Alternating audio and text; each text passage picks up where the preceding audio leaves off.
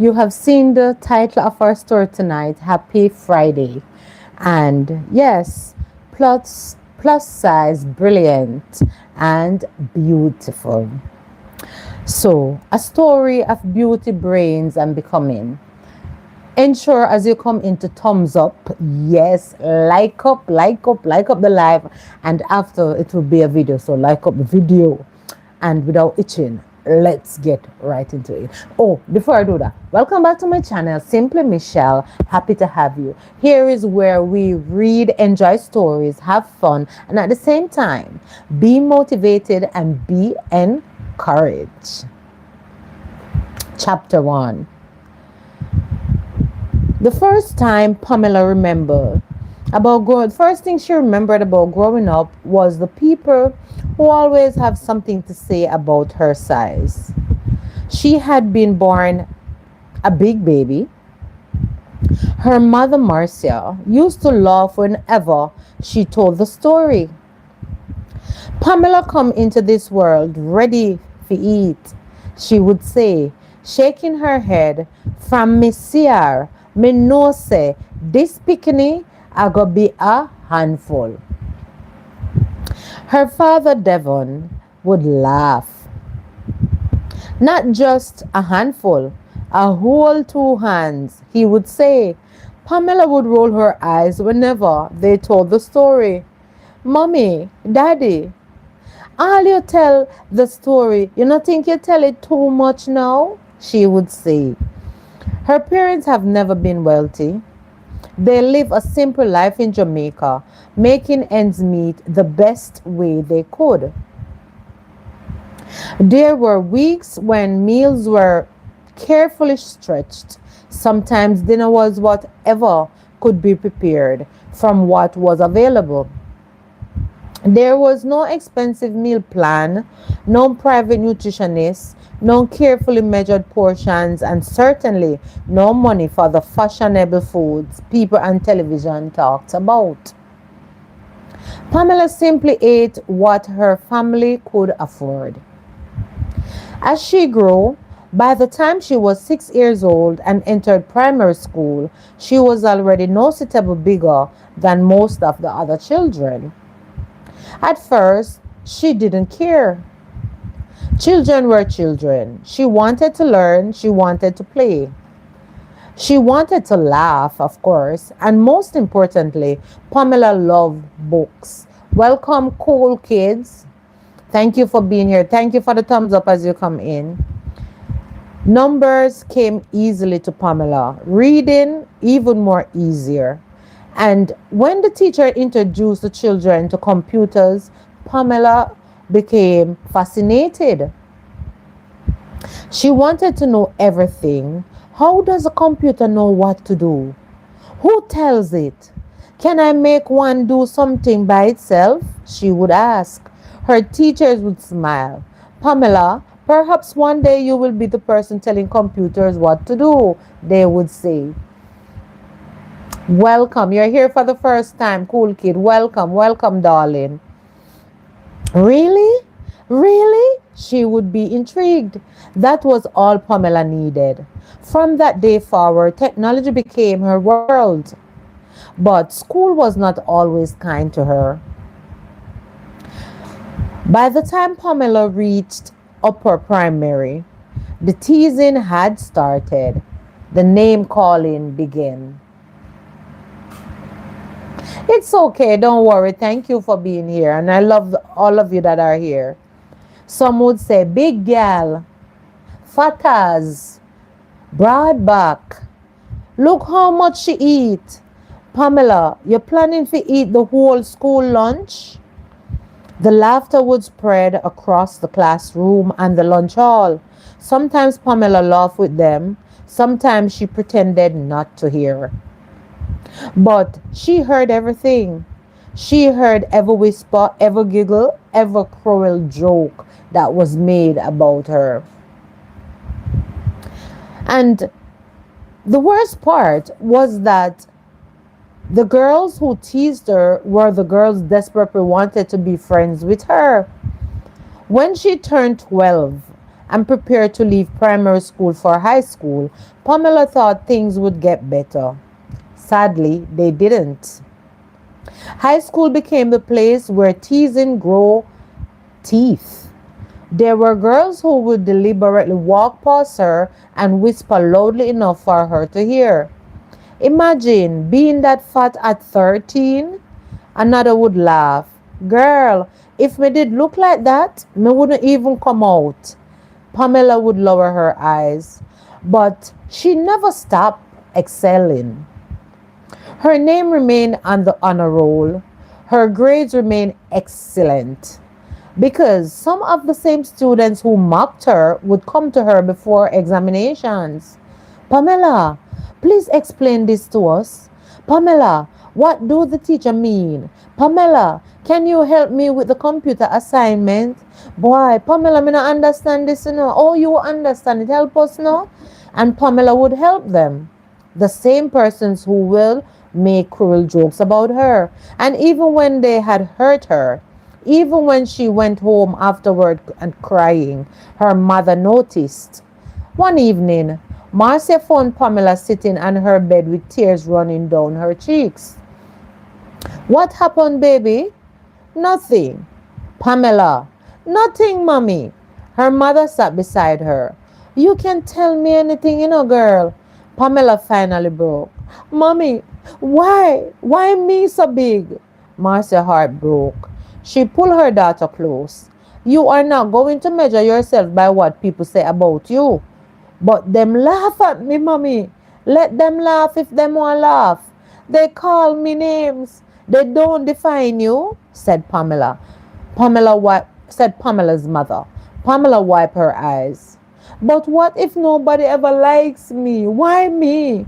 Her mother looked directly into her daughter's eyes. Then you make sure you like yourself enough that nobody else's opinion can destroy you, said her mom. Pamela didn't understand the full weight of those words then, but she would remember them for the rest of her life. By 16, Pamela had learned something important. She could not control what people say, so she studied. She worked harder. She became better. And when graduation came, Pamela left high school with honors. She did not have hand to refuse the certificates, the trophies, and even the envelopes. Her teachers were proud of her. Her parents were even prouder. Pamela had dreamt of university. She had plans, big plans. She wanted to study information technology. She wanted to build systems. She wanted to work with computers. She wanted to become somebody. But dreams cost money, we can't deny. And Pamela's family didn't have much of it. Heck, they didn't have even the bare minimum. Her parents were getting older and their health was beginning to decline. Pamela was their only child, of course. So instead of going immediately to university, that normal people with that brains would do, she did what many young people in struggling families do. She put her dream on pause. She got a job. She told herself, university can wait, it's not running away. Thank you for being here, guys. Remember to thumbs up as you come in, and welcome. What Pamela didn't know was that her journey had only just begun. Because, let us face it, opportunity did not always knock on every door in the lower class in Jamaica.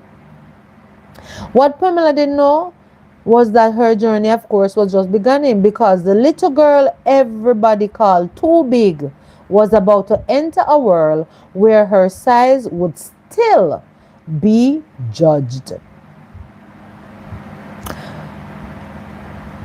But where her brain was about to become impossible to ignore. And somewhere along the way, Pamela was going to discover that sometimes the door you think has closed is simply waiting for you to become strong enough to open it.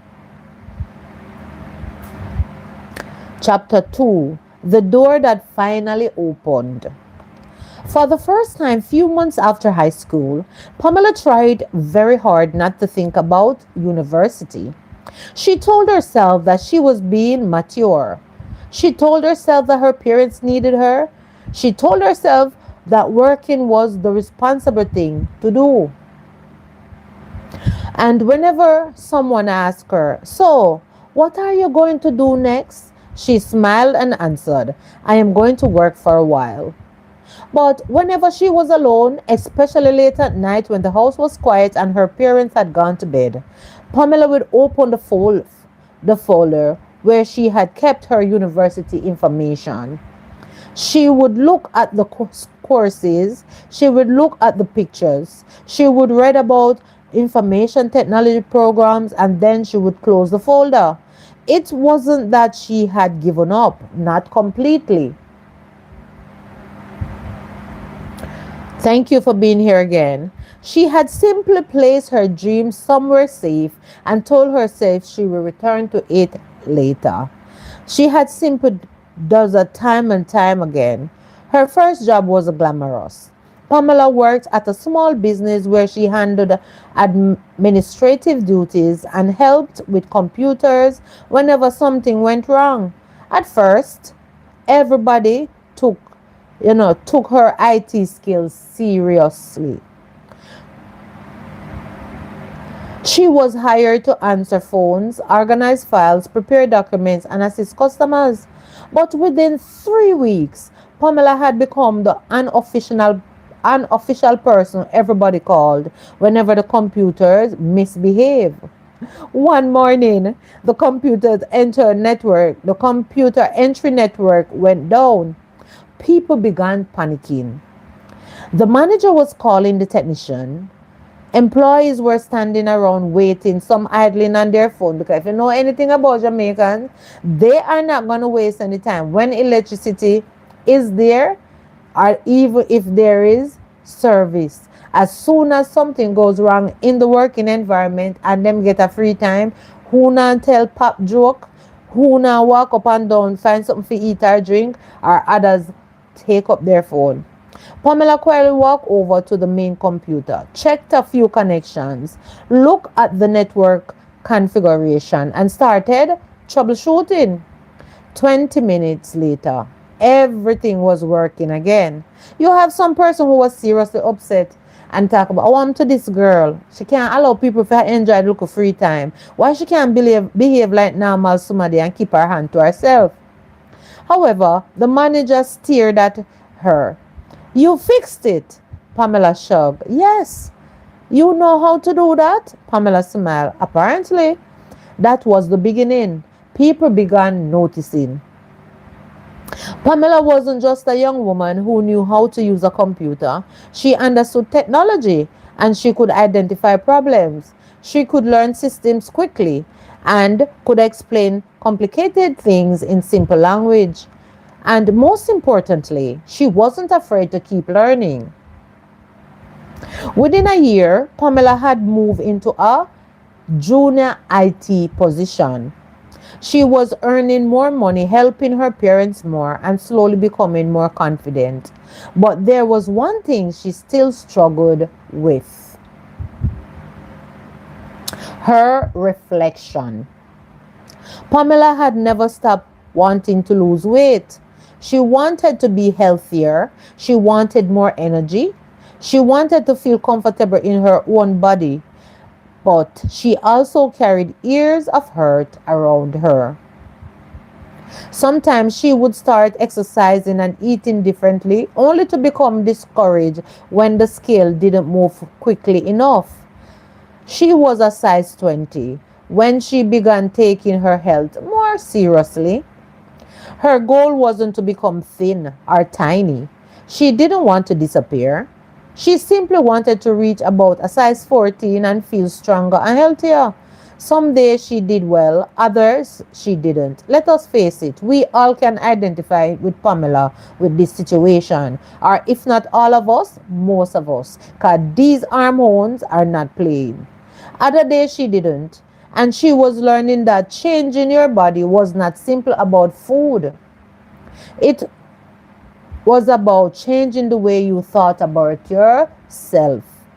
One Saturday morning, Pamela stood in front of her mirror wearing working clothes. She looked at herself, then she sighed. Girl, we have to work for this. We have to do it. She paused, but we're not giving up as she talked to herself. That was when her phone rang. It was Glenn. Pamela answered, Wagwan.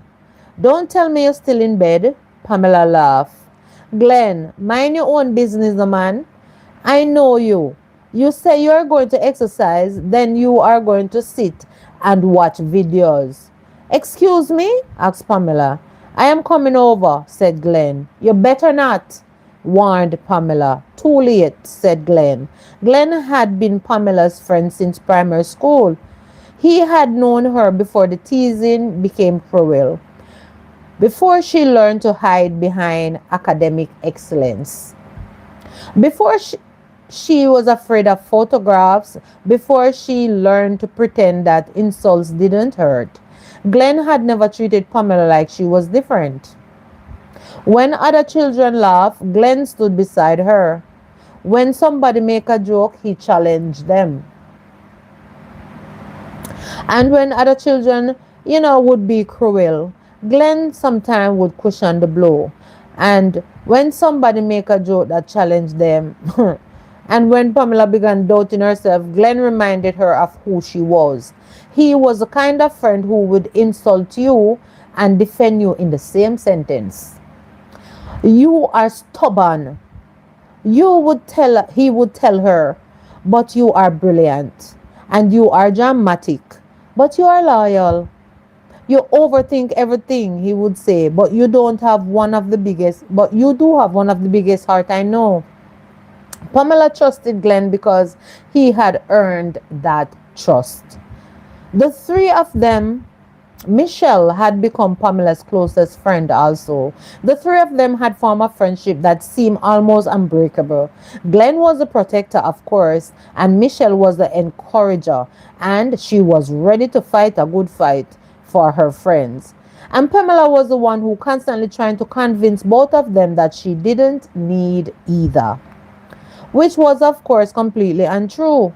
Michelle had grown up differently. Her family had been more financially comfortable, but life had still taught her that money couldn't protect you from loss. A year earlier, her father had died. The loss had changed Michelle. She became more responsible, sometimes overbearing, and also she became stronger overnight. Her mother needed help, and Michelle made sure she was there. She paid bills, she bought groceries, she took her mother to appointments. She made sure the house remained comfortable. She had become the kind of daughter who quietly carried responsibility nobody saw. And Pamela understood her friend because Pamela knew what it meant to put your own dreams aside for the people you love. One evening, the three friends sat together eating takeaway. You call it takeout. Michelle looked at Pamela. So, how was the university dream? She would ask. Pamela looked at her food. Still a dream, love. Glenn frowned. You can't keep saying that. What do you want me to do? Go, said Glenn. With what money? It seems like you guys have some money put down that you're not longing to give me. Figure it out. Pamela laughed. Glenn, life no work so. Michelle leaned forward. Maybe you don't have to pay for everything yourself. Pamela looked at her. What do you mean now? Apply for scholarships. You live under a rock? Look for company sponsorships, evening programs, online programs. Anything is better than just keep looking at that tired folder and dreaming. Pamela shook her head. I don't want to get excited and then disappoint myself. Glenn became quiet now. Then he said something Pamela wasn't expecting. Pamela, you are already disappointed yourself by deciding that your dream is too expensive. The words hit her. She didn't respond. That night after returning home, Pamela opened her old university folder again for the millionth time. This time she didn't close it. She started searching scholarships, work study programs, part-time university programs, technology certifications, anything. Weeks passed. Then one afternoon, while Pamela was at work, her supervisor called her into the office. She assumed she was in big trouble now. Instead, he handed her a document. "We have been watching your work," he said. Pamela looked at him. "Okay, you have talent," she smiled awkwardly. "Thank you. We think you should develop it." He explained that the company had an educational assistant program. They would support employees who showed strong potential. Pamela stared at him. "University?" "Yes." She couldn't speak. Her supervisor smiled. "Pamela, you have been working like somebody who knows where she wants to go. Maybe it's time we help you to get there." Pamela left the office and immediately called Michelle. "Girl, what happened now?" said Michelle. "You are not going to believe this." "What?" said Michelle. "University." Michelle screamed. Glenn answered the phone because he happened to be with Michelle. "What happened? What happened? Fill me in now." Pamela laughed through tears. "They are sending me to university." Who? Who? There was silence. Then Glenn shouted, "Come on, man, tell me who." Pamela said, "My workplace." "I told you." Pamela started crying. Michelle started crying. Glenn was still shouting, "I told you so, I told." Glenn pretended he wasn't emotional enough, but he was. Pamela dream had not died. It had simply been delayed. Thank you guys. Thank you for being here. Thank you for the thumbs up. Hey, God bless you. R2H. How are you doing, darling? Welcome in. Thank you for coming in. Thank you for the thumbs up. Pamela, you know, Pamela know that it would not be easy. University would be difficult.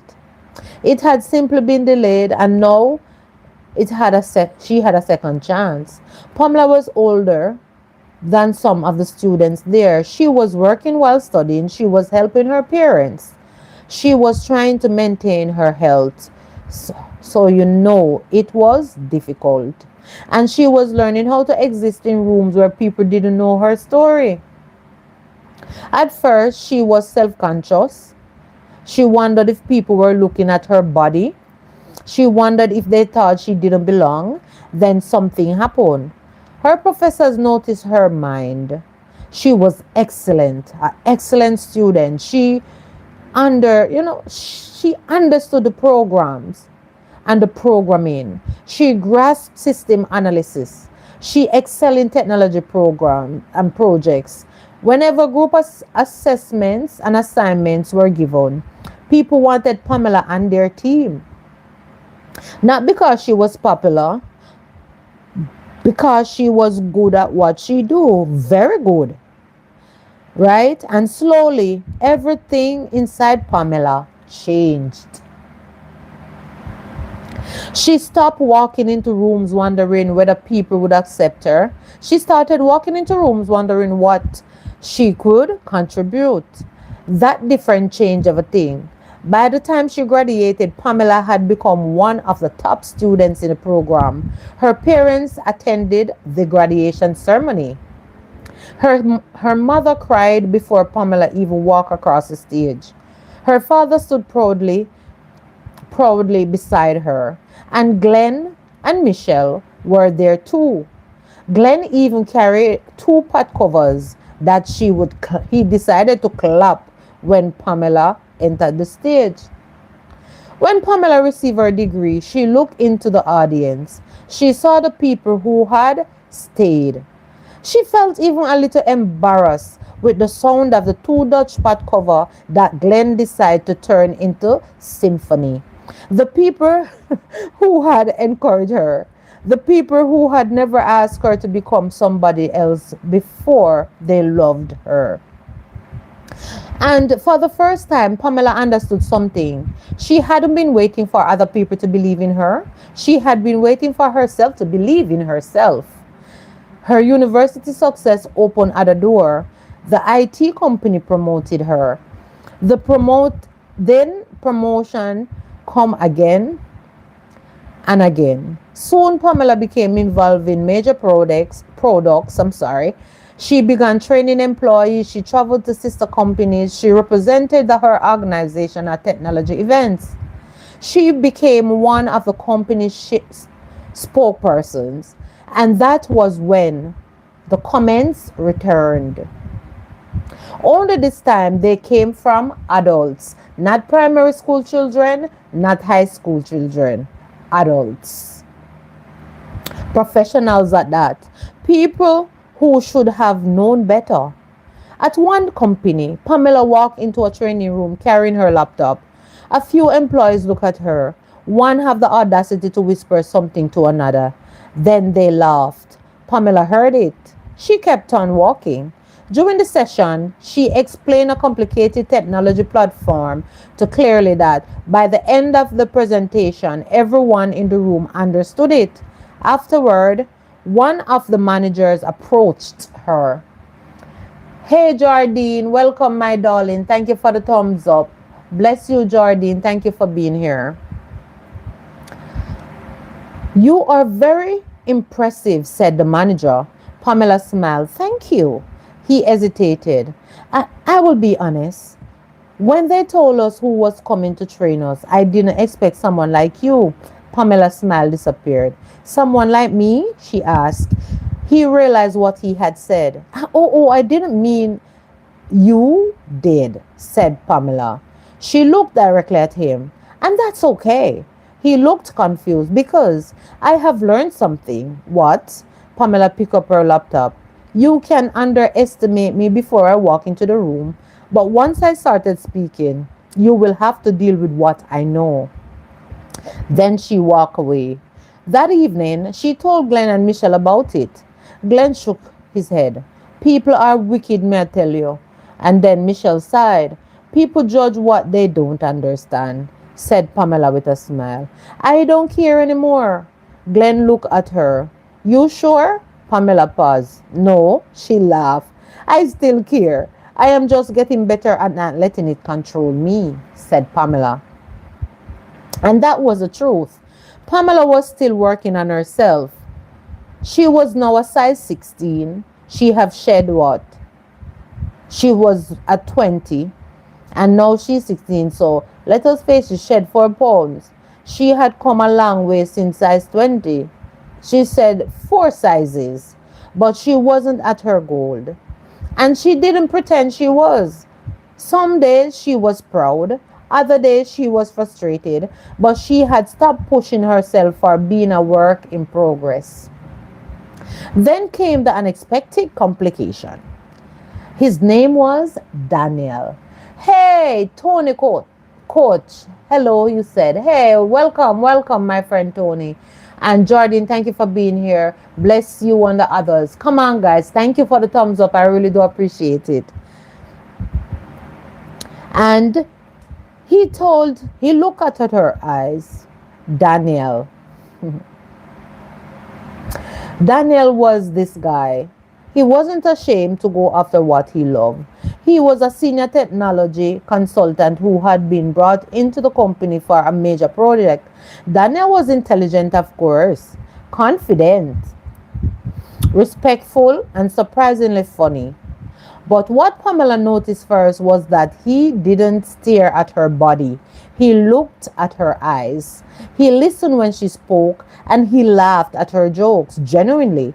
The first time they worked together, Daniel said, "You have a fascinating way of explaining things." And Pamela laughed.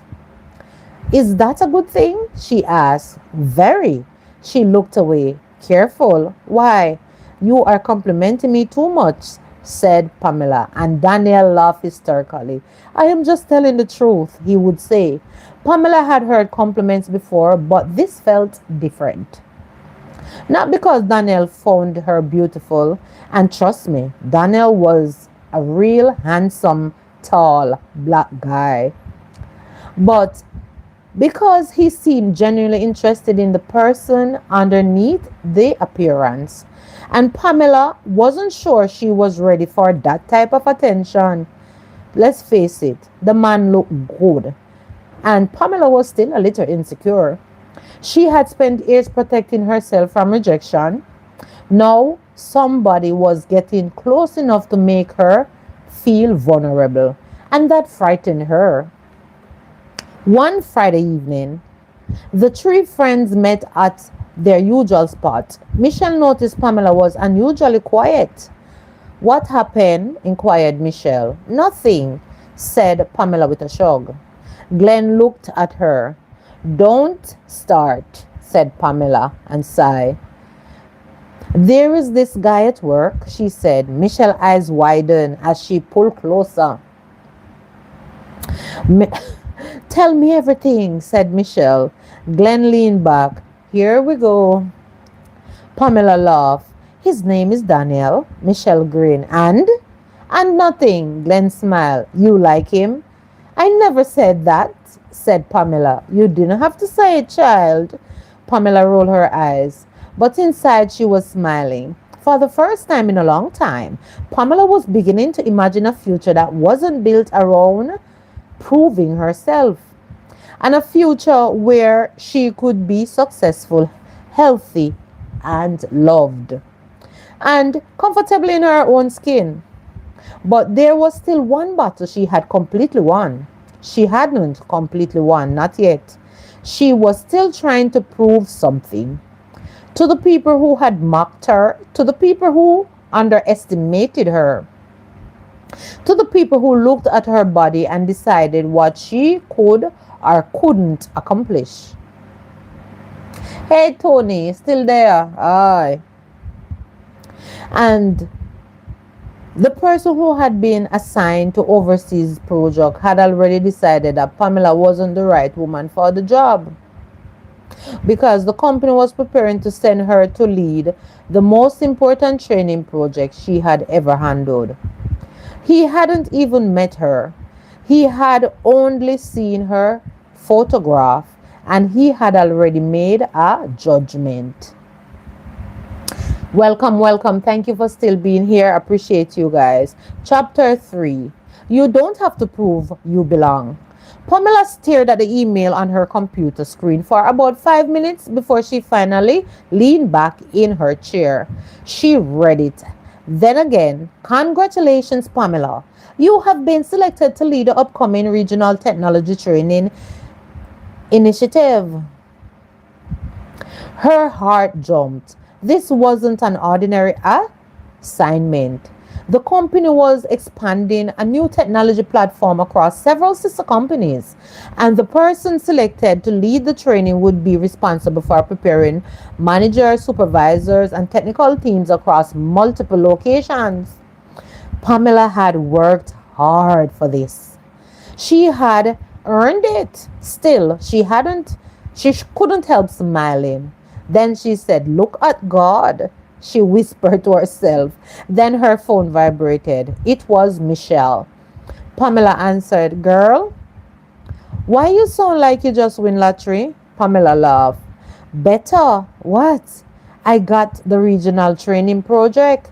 There was silence. Then Michelle began screaming like she usually do. "Pamela, that's awesome!" Pamela pulled the phone away from her ear. "Girl, you planning to deaf me?"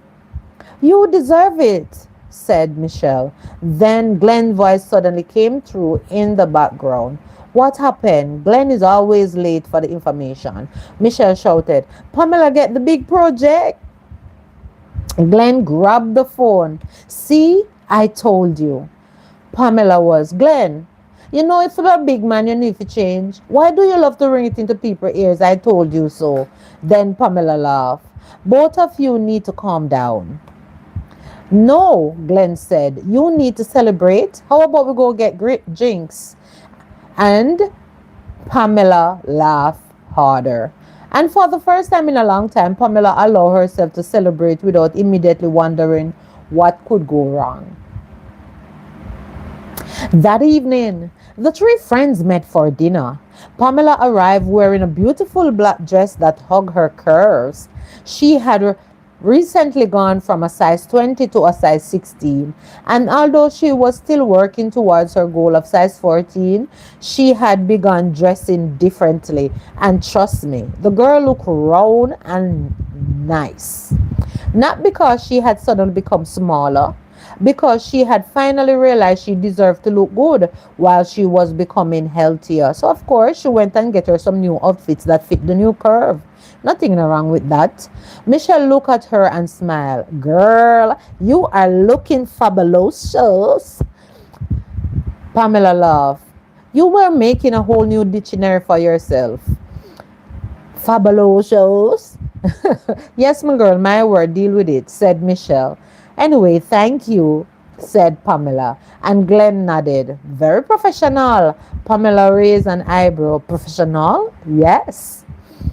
What? That's supposed to mean, though. I mean, you look like somebody who is about to take over a company. Pamela laughed harder. Boy, stop. Flattery will get you nowhere. But deep down, she liked hearing it. Not because she needed validation. At least that's what she told herself. The following Monday, Pamela arrived early. She had prepared everything: presentation, training materials, demonstration software, backup files, printed documents. She had even prepared answers to questions she thought people would ask. This was Pamela. Always have a backup plan. She didn't just prepare, she over prepared. Because somewhere deep inside her was a little girl who still remembered being laughed at. A little girl who had learned that if she was perfect enough, smart enough, helpful enough, maybe people would stop looking at her body and start seeing her mind. That little girl was still there. And Pamela didn't realize how much she was still trying to make herself proud. The first meeting for the regional project was held that morning. Pamela walked into the conference room. Several managers were already seated. She greeted everyone professionally. Then the door opened. A tall man in a navy suit walked in. He was introduced as Richard Blake, the executive overseeing the project. Richard glanced at Pamela, then at the documents in front of him, then back at Pamela. You are Pamela? Yes, I am. You are leading the training? Yes, I am. He nodded slowly. Interesting. Pamela noticed the tone. What does that mean? Inquired Pamela. Nothing, said Richard. It wasn't nothing. Pamela knew that tone. She had heard it before. She sat down. The meeting began. Richard questioned nearly every decision Pamela had made. Did you structure it this way? Why not use the existing training model? Are you sure you have enough experience? He would inquire. Pamela answered every question calmly, professionally. But with every question, something inside her tightened. She knew that was happening. She knew what was happening. Richard wasn't testing the project. Oh no, he was testing her. And she suspected he had already decided she wasn't qualified. When the meeting ended, Pamela stayed behind. Richard gathered his papers. You did well. Pamela looked at him. Thank you. But this project is very visible. I understand. There will be executive present. I understand, she would say. And you will be presenting the company? Pamela nodded. I understand. Richard paused. Then he said, make sure you are prepared. Pamela's eyes narrowed slightly. I am. I hope so, said Richard. He walked out. Pamela remained standing in the conference room. Her hands were shaking, of course, not because she was afraid of the project. She knew the material. She had earned her position. She was shaking because she was angry. She went into the bathroom and looked at herself in the mirror. Don't cry, she would pep talk herself. Then she whispered again, don't you dare shed a tear. Her eyes filled anyway. She wiped them away. Then she whispered something else. Girl, you know this work. She took a deep breath. Don't let one man's opinion make you forget who you are. But the problem wasn't simply Richard. The problem was that Richard had awakened inside her that old feeling. The feeling of being watched, judged, measured, compared. The feeling that she had to be twice as good because she was a plus size.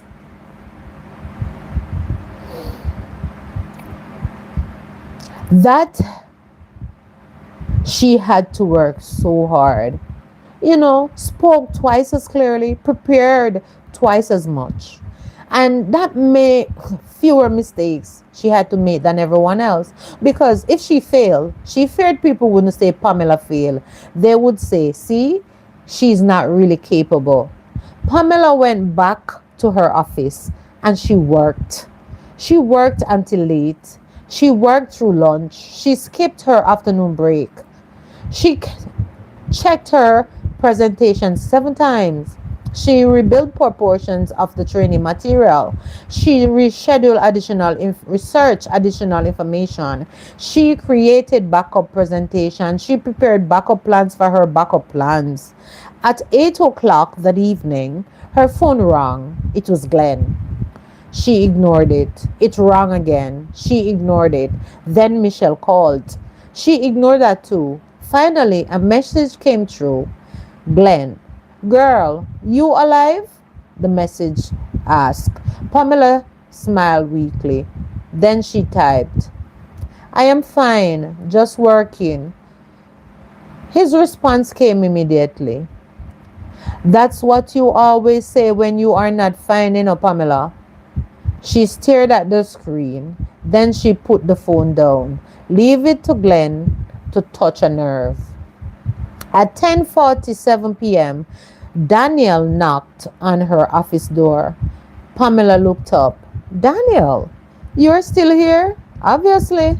He walked inside. It's almost 11, I know. You ate? Pamela looked at him. I am working. That wasn't my question. She smiled. I am fine. Daniel studied her. You are doing it again? Doing what? Trying to prove something. Pamela's smile disappeared. I don't know what you're talking about. Yes, you do, said Daniel. He came closer now. You got this project because you are qualified. I know, said Pamela. Then why are you working like somebody is going to take your degree away if you make one mistake? Said Daniel. Pamela didn't answer. Then Daniel sat down. You don't have to be perfect. Pamela looked at him. You don't understand. You don't understand. She repeated herself. Then explain it, said Daniel. She looked away. After a long silence, she said quietly, I do understand. No. Pamela shook her head. You don't. She looked down at her hands. When you are a girl like me, people make assumptions before you even open your mouth. Daniel remained quiet. They looked at your body and decided what kind of a person you are. Her voice became softer. Then when you prove them wrong, they don't celebrate. They act surprised. And Daniel nodded slowly. And that makes you feel like you always have to prove them wrong? Pamela looked at him. Yes. Daniel smiled genuinely, then said, Pamela, confidence isn't proving everybody wrong. She frowned. Then what is it, Daniel? Knowing you don't have to, he said. The words stayed with Pamela. That night, she went home. She couldn't sleep. She kept thinking about what Daniel had said, knowing you don't have to. Right?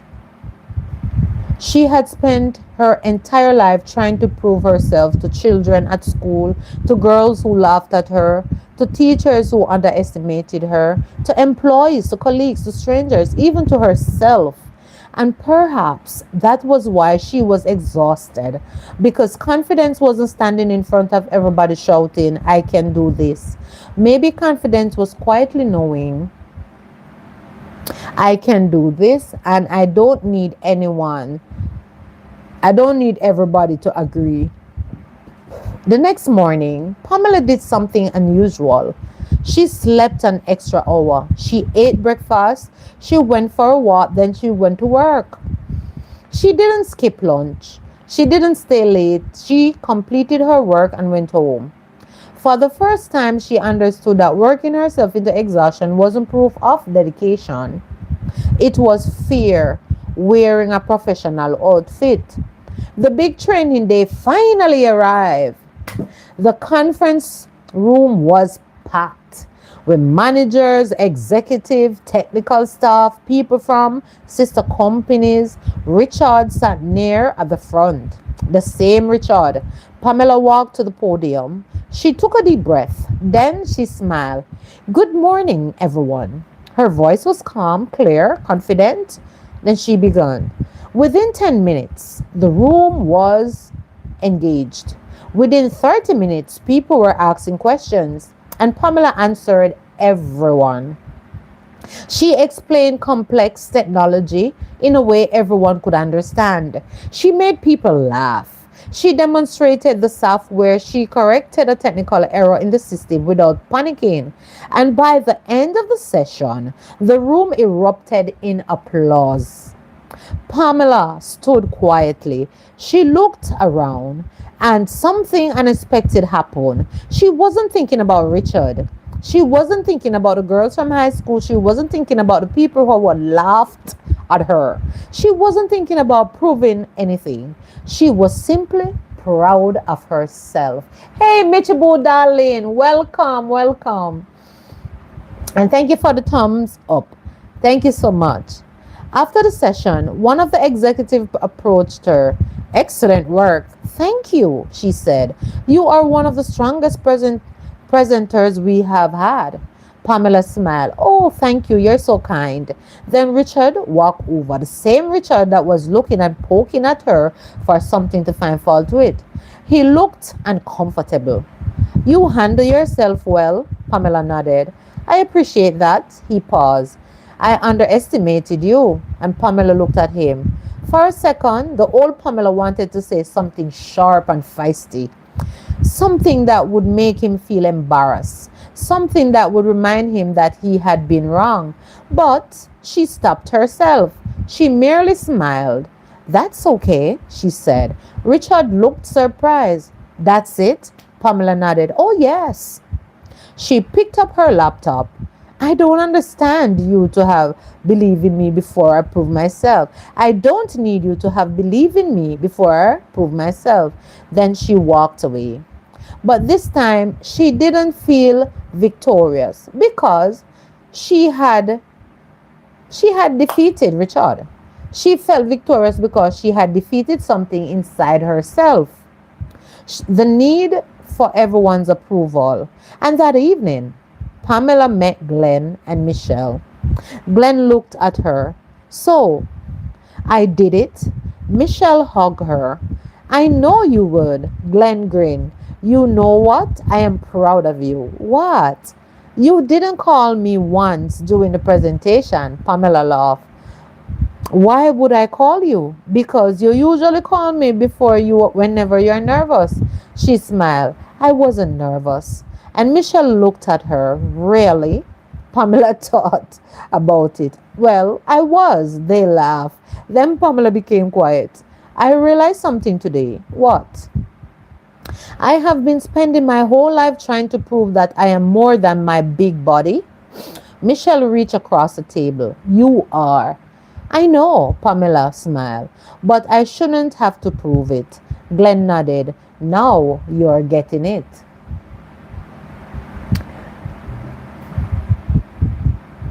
Glenn nodded. Now you are getting it. Pamela looked at both of them.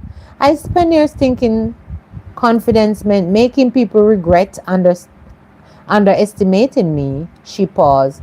Now I think confidence means not caring whether they understand me in the first place. And Michelle smiled now. That sounds like growth, my dear friend. And Pamela laughed. Look at me getting deep.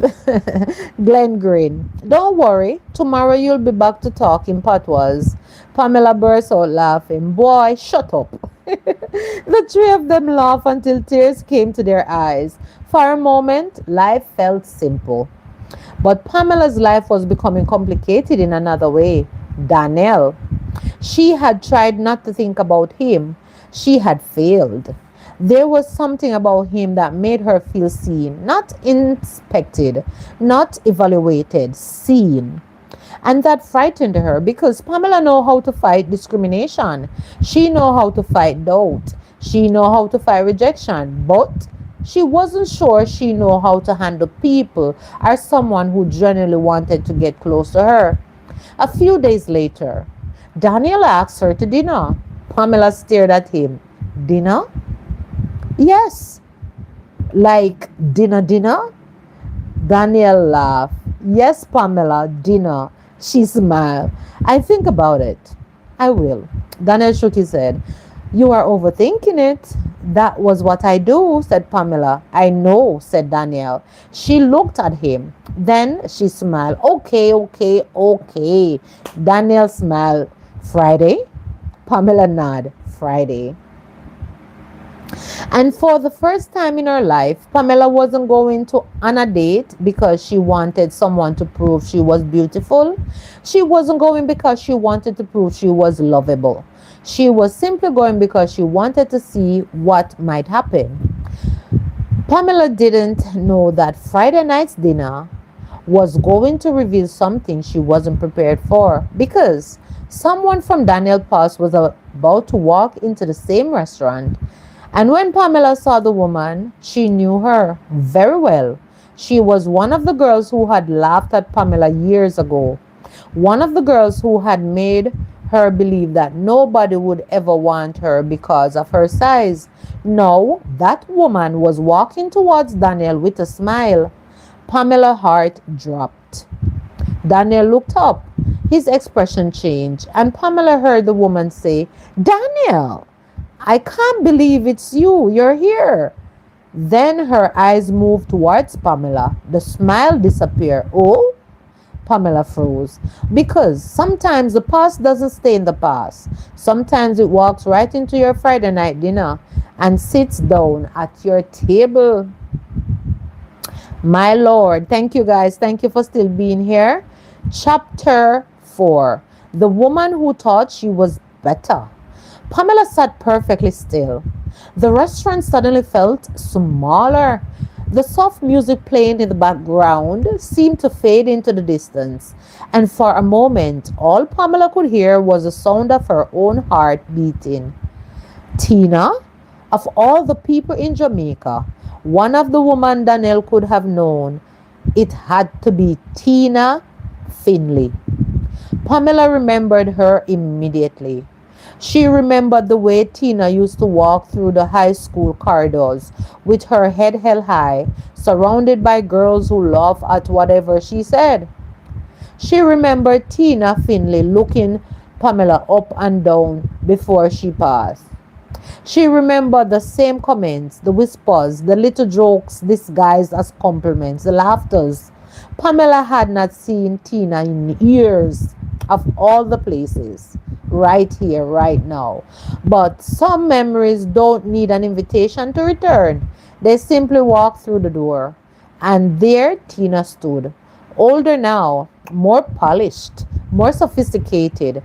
Her hair was beautifully styled, her makeup was flawless, and of course, she wore an elegant dress that fit her perfectly.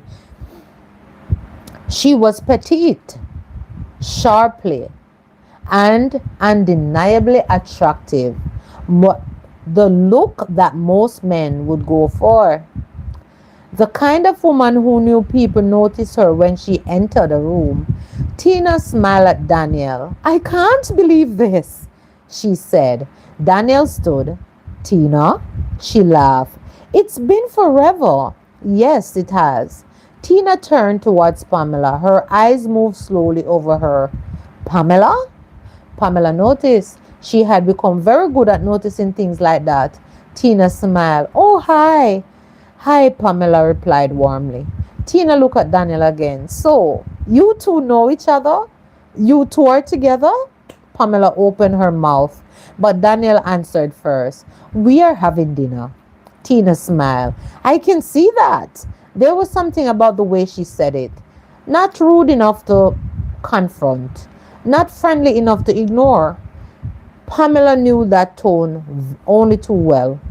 She had heard it when she was 13, she had heard it when she was 16, and apparently she was hearing it again at 27. Daniel gestured towards the chair. Sit with us for a minute, he said. Pamela glanced at him. She didn't mind, but Tina seemed delighted. She sat down, and almost immediately the conversation became a reunion between Tina and Daniel. So, you are still in technology? Tina asked. Yes. I remember you always talk about computers. And Daniel smiled. You remember that? Of course, said Tina. And she leaned forward, remembering everything about you. Pamela quietly took a sip of water. Tina continued. We are together at university for years. Remember those late night study sessions? Daniel nodded. Oh, yeah. And that professor who almost failed half of the class? Daniel laughed now. He was terrible. That man was a brute. Tina laughed too in agreement. Pamela smiled politely. She didn't feel threatened. Not yet. She was simply observing. Tina knew Daniel. That was a fact. They had shared a past, part of their life long before Pamela had met him. Pamela respected that. But then Tina looked at her. So, Pamela, what do you do? Pamela smiled. I work in IT. Oh, said Tina. Yes. What exactly? She inquired further. Pamela explained her role. Tina listened. Then she smiled. Oh, that's impressive. Thank you. I wouldn't have guessed. Pamela paused. Daniel's eyes moved towards Tina. Why wouldn't you have guessed? He asked. Tina laughed lightly. Oh, nothing. Pamela remained calm. She knew exactly what Tina meant, but she wasn't going to give her the satisfaction of seeing her react. Instead, Pamela smiled. That's okay. People are often surprised. Tina tilted her head. Surprised by what? She said. Pamela looked directly at her now. That I am good at what I do. Daniel almost laughed. Tina's expression tightened. Oh, I didn't say that. Oh, no. Pamela smiled. You didn't. The waiter arrived, interrupting the tension. Then they ordered. For the next few minutes, things were pleasant, but Tina wasn't really there for dinner. She was watching Daniel. Pamela noticed something. Every time Pamela spoke, Daniel looked at her. Not at Tina, at Pamela. When Pamela laughed, Daniel smiled.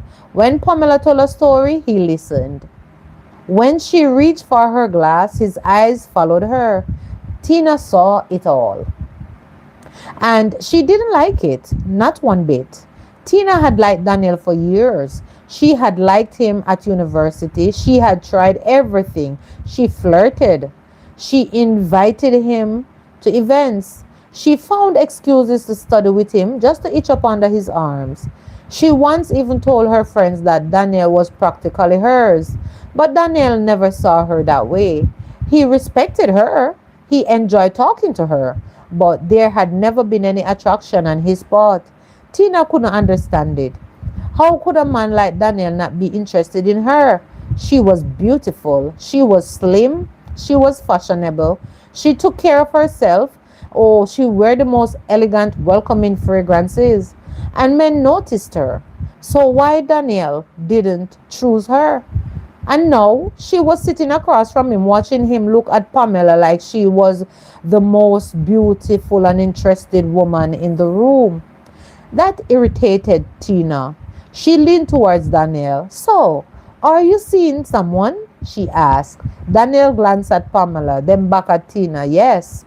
Tina smile faded. Seriously? She asked. Yes, said Daniel. Who? Probed Tina. Daniel smiled. Pamela? Tina looked at Pamela now, then back at Daniel, then with a high soprano. Oh? That one word carried enough attitude to fill the entire table. Pamela calmly picked up her fork. Tina tried to smile. Interesting, she said. Pamela looked at her. What? Nothing.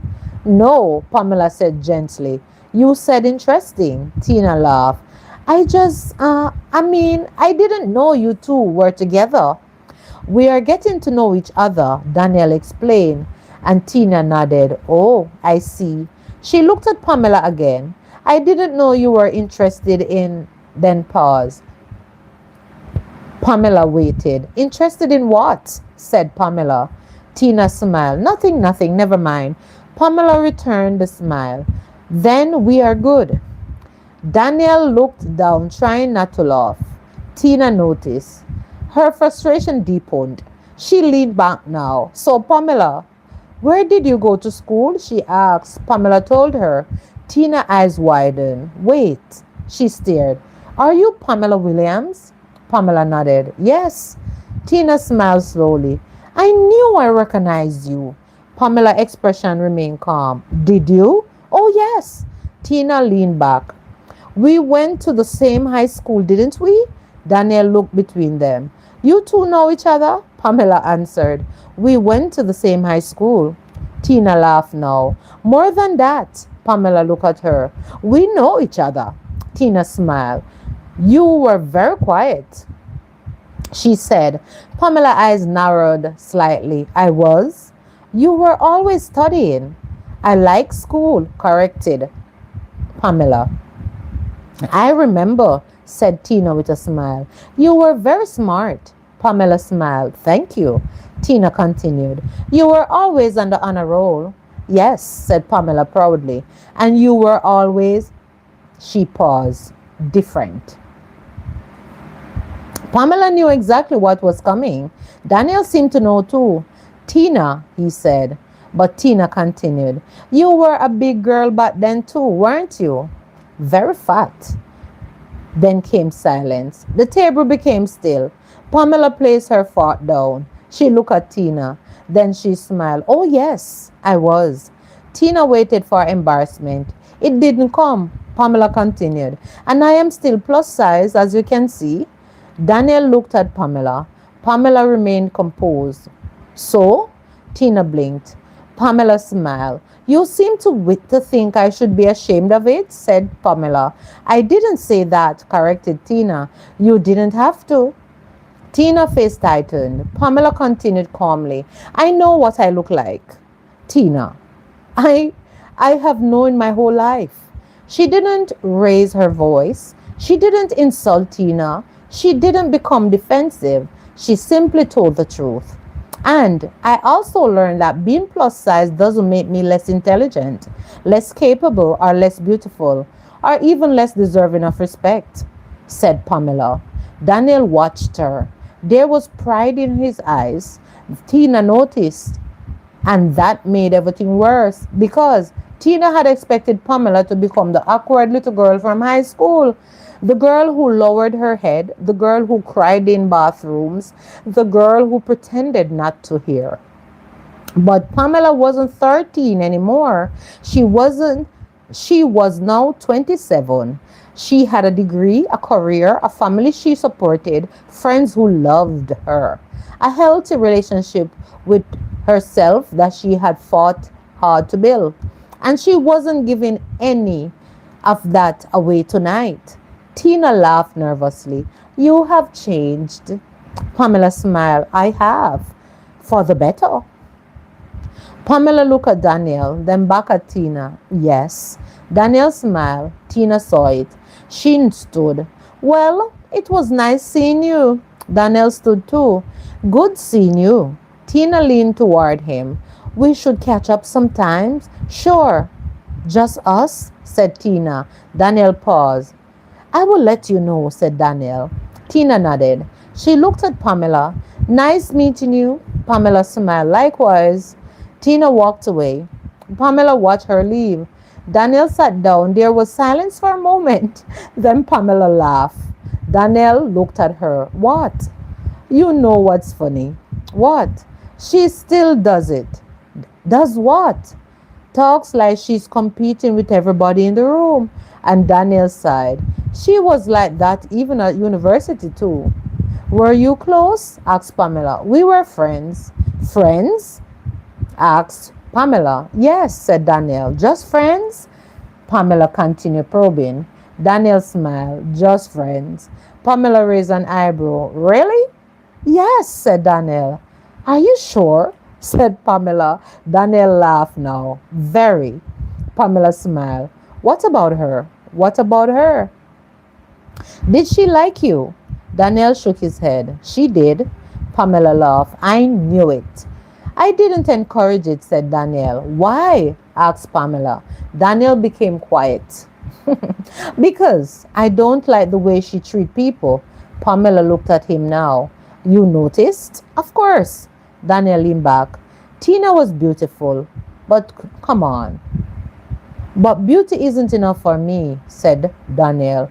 Pamela looked down. He continued. I have always believed how you treat people matters, said Daniel, and Pamela smiled. That's where it should be. Pamela looked at him. Their eyes met, and for a moment, neither of them said anything. Daniel finally smiled. You know what I like about you? Pamela laughed nervously. What? Here we go. You don't need anybody to like you anymore. Pamela smiled. I am working on it. I can tell, said Daniel. The dinner continued. They talk about work, family, dreams, and life. Welcome. Thank you for being here. Thumbs up as you come in. Greatly appreciated. Pamela told Daniel about her parents. She explained how difficult it had been to balance her career with caring for them. Daniel listened. He didn't interrupt. He didn't try to solve everything. He simply listened. That mattered to Pamela. When they left the restaurant, Daniel walked to her car. Thank you for tonight. Pamela smiled. I enjoyed it. Even with Tina, she asked. Excuse me. Pamela laughed, especially with Tina. Daniel laughed harder. You are something else. Pamela opened her car door. Good night. Good night. She got in the car, but before she closed the door, Daniel said her name. Pamela. She looked up. Yes, I like you. Her heart skipped a beat. She smiled. I like you too, Daniel. Then she drove away. For the first time in years, Pamela felt hopeful about love. By Monday morning, it brought her back to reality. The regional project was entering its next phase.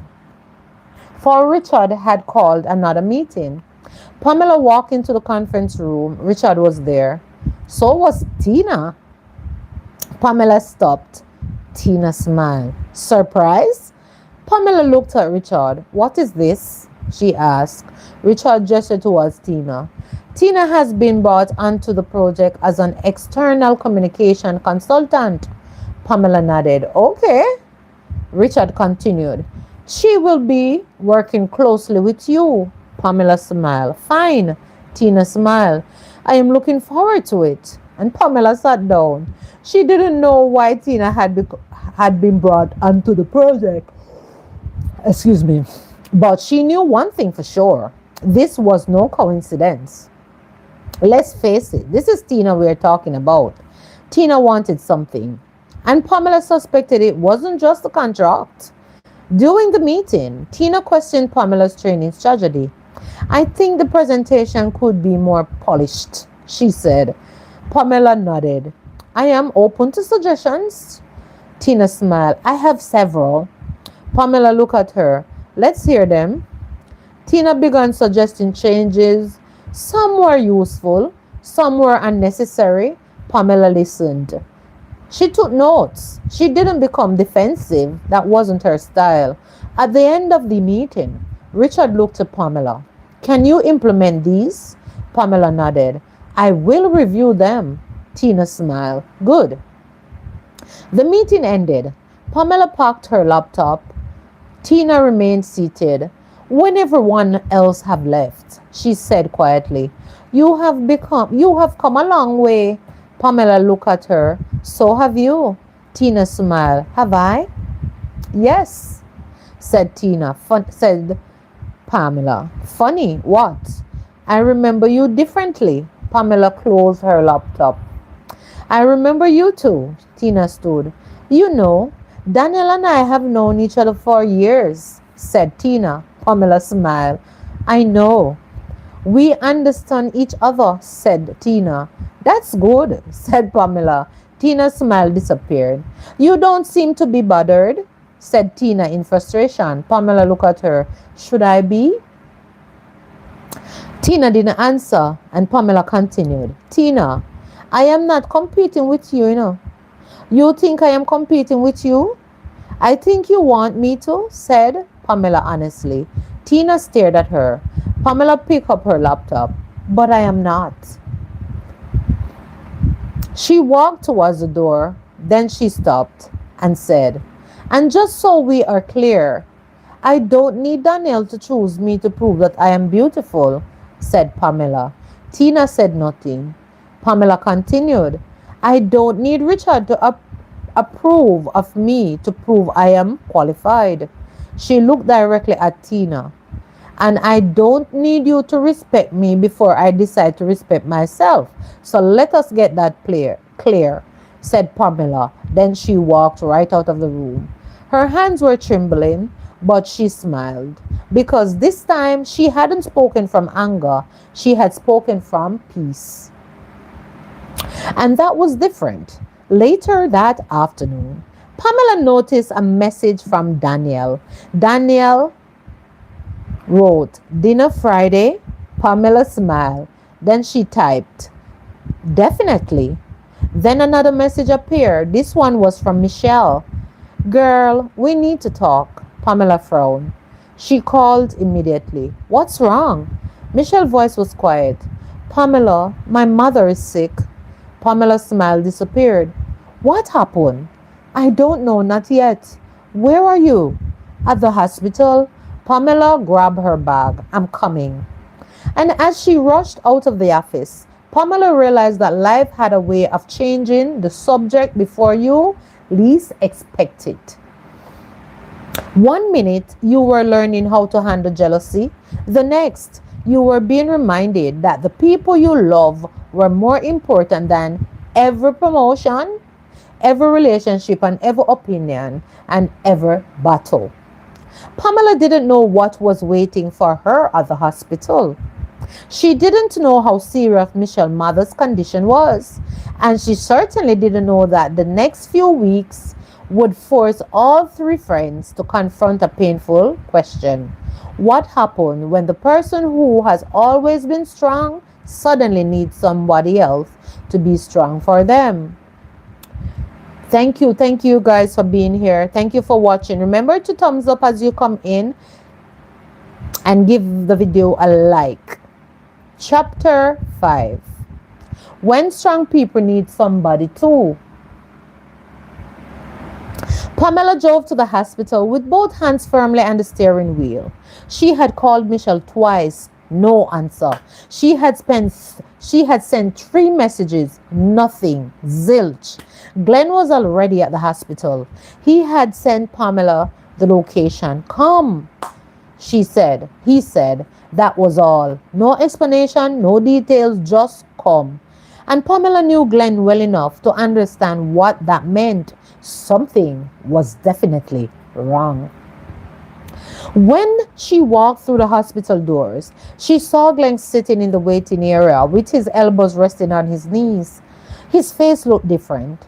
Pamela had known Glenn since they were children. She had seen him angry, have seen him excited, seen him laugh until he couldn't breathe. But she had rarely seen him look afraid or speechless. Today, he looked afraid. Pamela walked towards him. Glenn, he looked up. Where's Michelle? Inside with her mother. What happened? Glenn stood. They got the results? Pamela asked. Pamela's heart sank. What results? He took a breath. They found cancer. Pamela froze. For several seconds, she couldn't speak. Cancer? Glenn nodded. Her mother. Pamela covered her mouth. How bad? They said it's early. Early? Stage 1. Pamela closed her eyes. For a moment, she couldn't process it. Stage 1. The words sounded frightening, but there was also hope in them.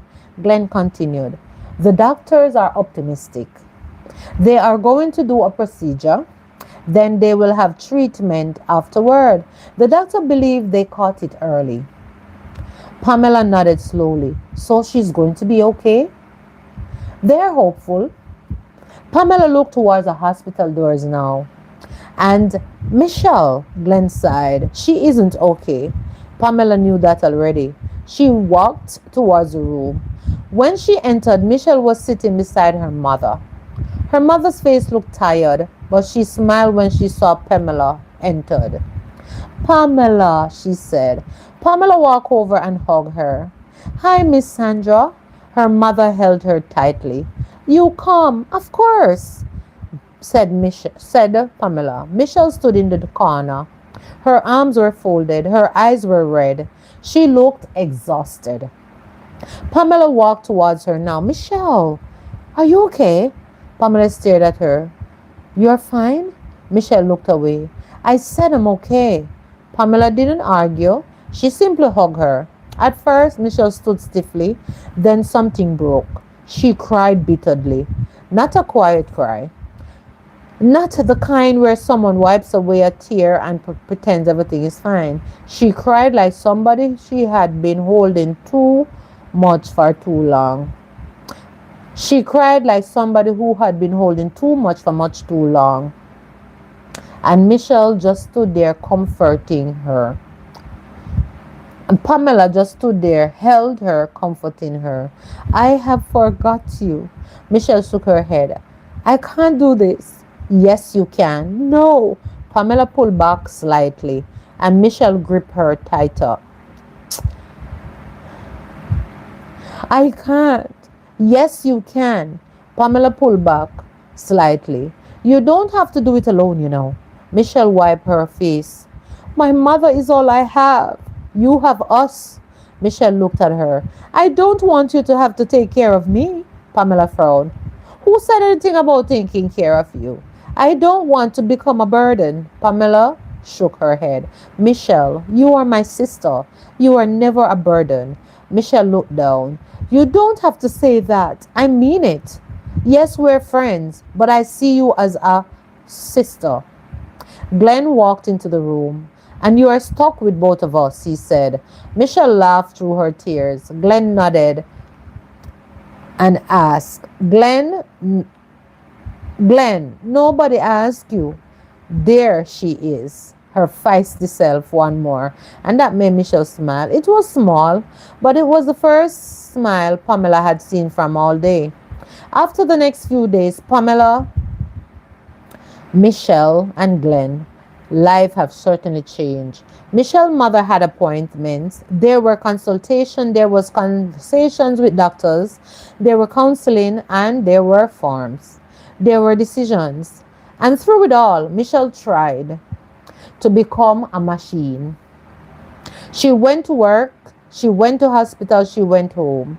Cook, clean, she handled paperwork, answered questions. She smiled whenever somebody asked if she was okay. And then she went into the bathroom and cried where nobody could see her. Pamela noticed. Glenn noticed too, except Michelle. Or perhaps she noticed but refused to admit it. One Saturday morning, Pamela arrived at Michelle's house carrying several bags. Michelle opened the door. What are those? Food? I don't need food. You haven't been eating properly, said Pamela. I eat. Pamela walked inside. Glenn followed carrying another bag, and Michelle stared. What are you two doing? Helping? I don't need help. Glenn, put the bags down. Good. Then we can help without you needing it. Michelle frowned. That's not funny, Glenn said, but it's true. Pamela started putting food away, and watched. You don't have to do this. Pamela didn't answer. She started cleaning the kitchen. Pamela, nothing. Pamela, what? Stop. Pamela looked at her. Why? Because I can do it. Pamela looked around. The kitchen was cluttered. The laundry had been sitting in a basket for days. There were dishes in the sink. Michelle's life had become a reflection of what was happening inside her. Everything was overwhelming, and Pamela softened. Michelle, what? You don't have to be strong every minute, you know. Michelle's eyes filled with tears. I don't know how not to be. Pamela walked toward her. Then we'll learn together. Michelle hugged her. Glenn stood nearby. He looked around. Pamela noticed. Glenn, what? You okay? I'm fine. Pamela smiled. Don't start. He looked at her. I don't like hospitals. Michelle laughed softly. You never like hospitals. Exactly. And Pamela smiled. But there was something else. Glenn had always been the skeptical one. He believed in people. He believed in hard work. He believed in showing up. But when it came to faith, he kept his distance. He had questions. He had a lot of that. He would often tell Michelle, I believe in what I can see.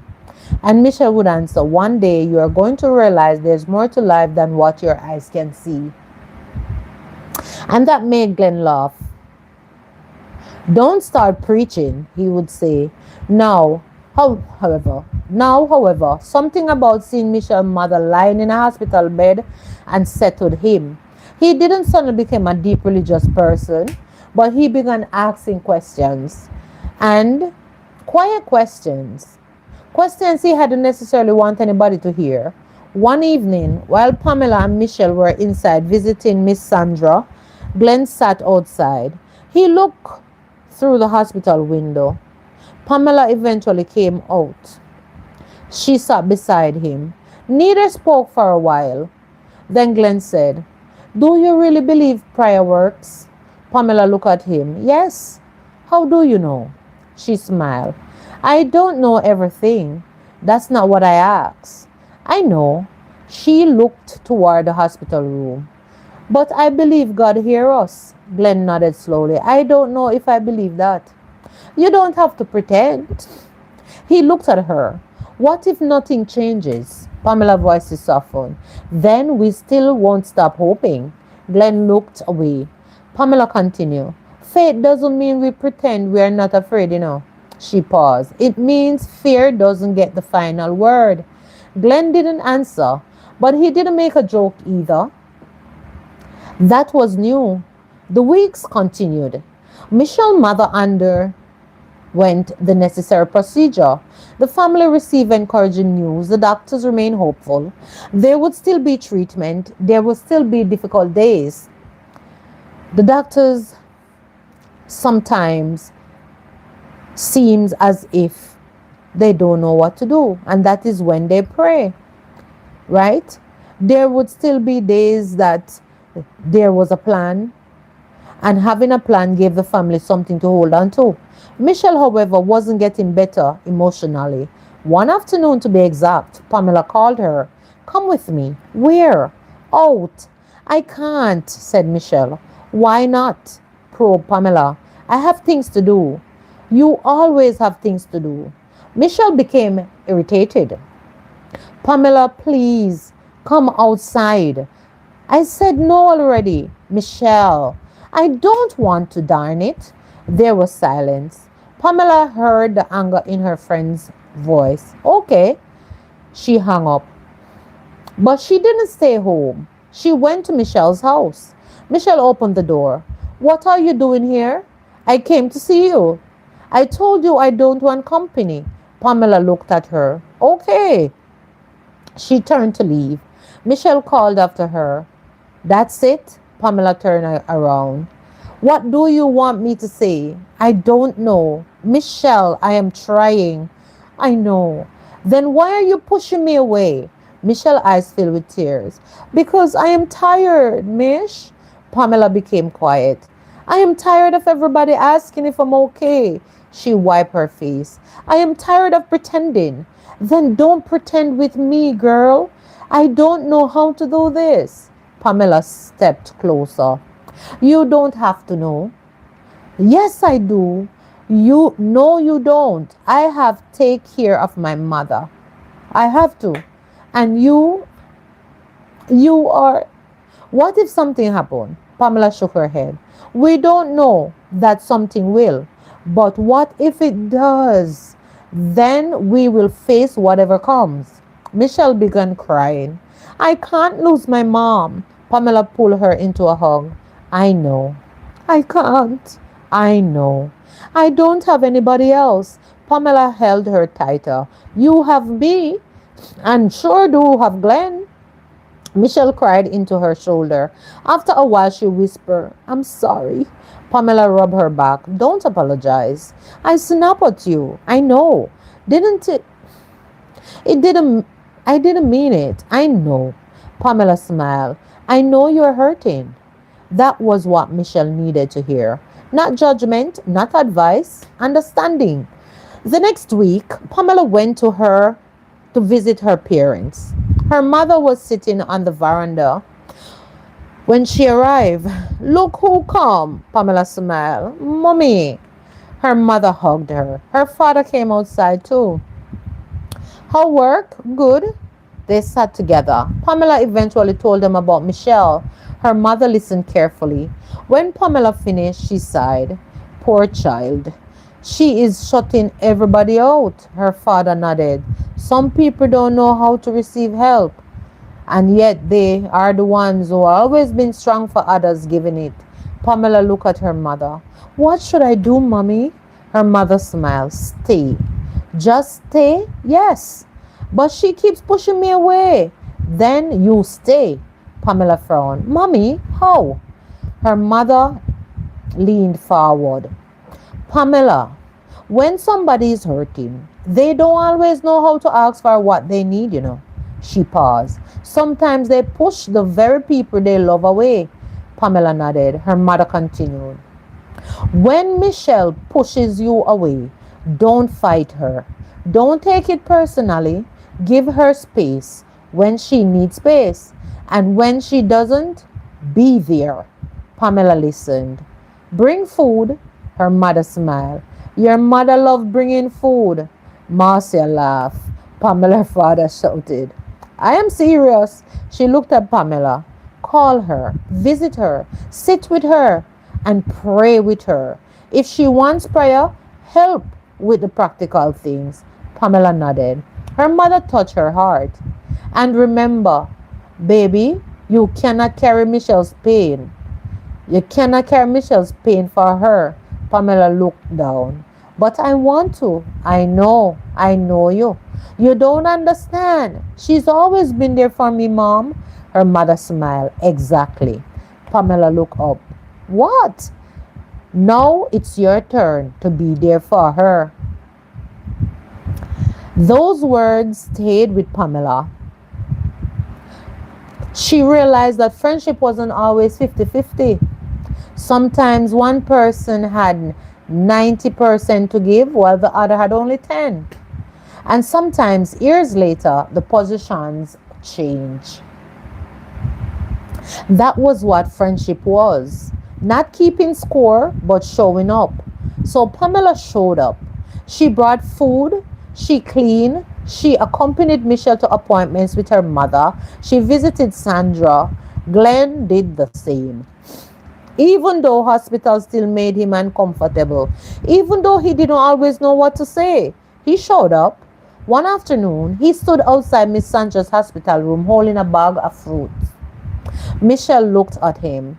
You brought fruit? Apparently, she laughed. Who told you to? Pamela? Of course. Glenn smiled. Your mother liked these. Michelle smiled. Thank you. He sat down. After a while, he said quietly, I have been thinking. Michelle looked at him. That's dangerous coming from you. He smiled. Very. What? He looked at Miss Sandra through the glass. I have been thinking maybe I have been too quick to say I don't believe in anything. Michelle smiled. You don't believe? You don't have to tell me. I know. He paused. He looked down. I have been asking God to help her. Michelle's eyes filled with tears. You have been praying? Don't make it a big thing, said Glenn. Michelle smiled. It is a big thing. Just don't tell Pamela, said Glenn. Michelle laughed. She'll be happy, I know. Then Michelle reached over and hugged Glenn. The three friends were changing, not because life had become easier, because life had become more real. Meanwhile, Pamela's professional life was becoming increasingly complicated. Tina was still working on the regional project, and every meeting seemed to become a competition. Tina never openly insulted Pamela. She didn't have to. Her comments were subtle. You are very good at presenting. I didn't realize you had that much experience. Perhaps Daniel can help you with that. Pamela recognized the game. She refused to play. One afternoon, Tina walked into Pamela's office. Can I ask you something? Sure. Do you really think Daniel is serious about you? Pamela looked up from her computer. That seemed like a strange question, don't you think? I am just asking, said Tina. Pamela smiled. You are not. Tina frowned. What? You are not just asking. Tina crossed her arms. You are very confident, said Tina. I have been working on it, said Pamela. Daniel and I have history, said Tina. I know. How can I forget? To keep throwing in everyone's face. We were close. I know, said Pamela. And I am not going anywhere, said Tina. Pamela smiled. You don't have to, at least not on my account. Tina looked surprised. Pamela continued. Daniel isn't something either of us owns, said Pamela. Tina stared at her. And if he chooses you, Pamela smiled, then he chooses me. And if he doesn't, then he doesn't. Tina frowned. You really doesn't care. Pamela leaned back. I care. Then why aren't you afraid? Pamela thought for a moment, then answered. Because I am not going to spend my life competing for someone's affection. Tina said nothing. Pamela continued. If Daniel wants me, he will make that choice. And if he doesn't, then I'll still be Pamela. Tina looked at her. For the first time, there was something different in Tina's expression. Not anger, not jealousy. Something closer to confusion.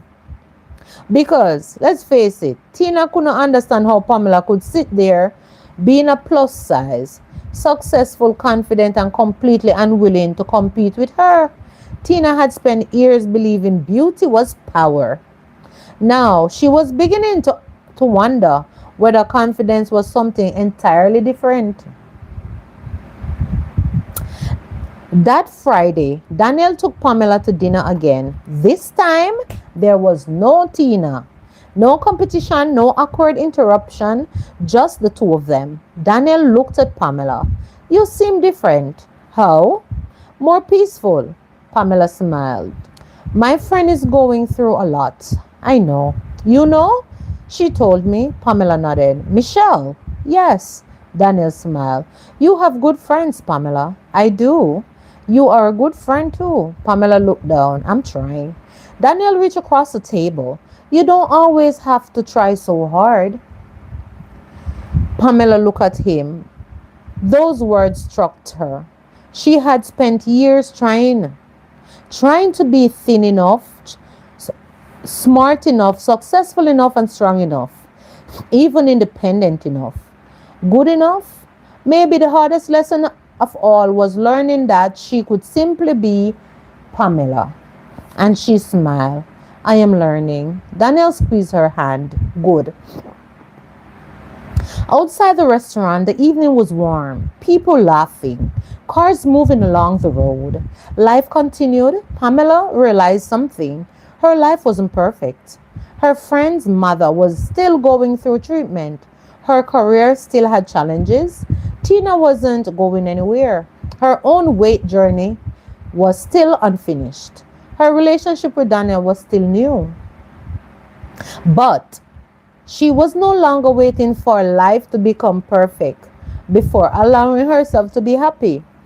She had learned to find joy in the middle of uncertainty. And sometimes that was the real meaning of strength. Not pretending nothing hurts, not pretending you never afraid, but knowing that even when life hurts, you don't have to face it alone. And just when Pamela thought she had finally found balance, her phone rang. It was Michelle. Pamela answered immediately. Hey, Mish. There was silence on the other end.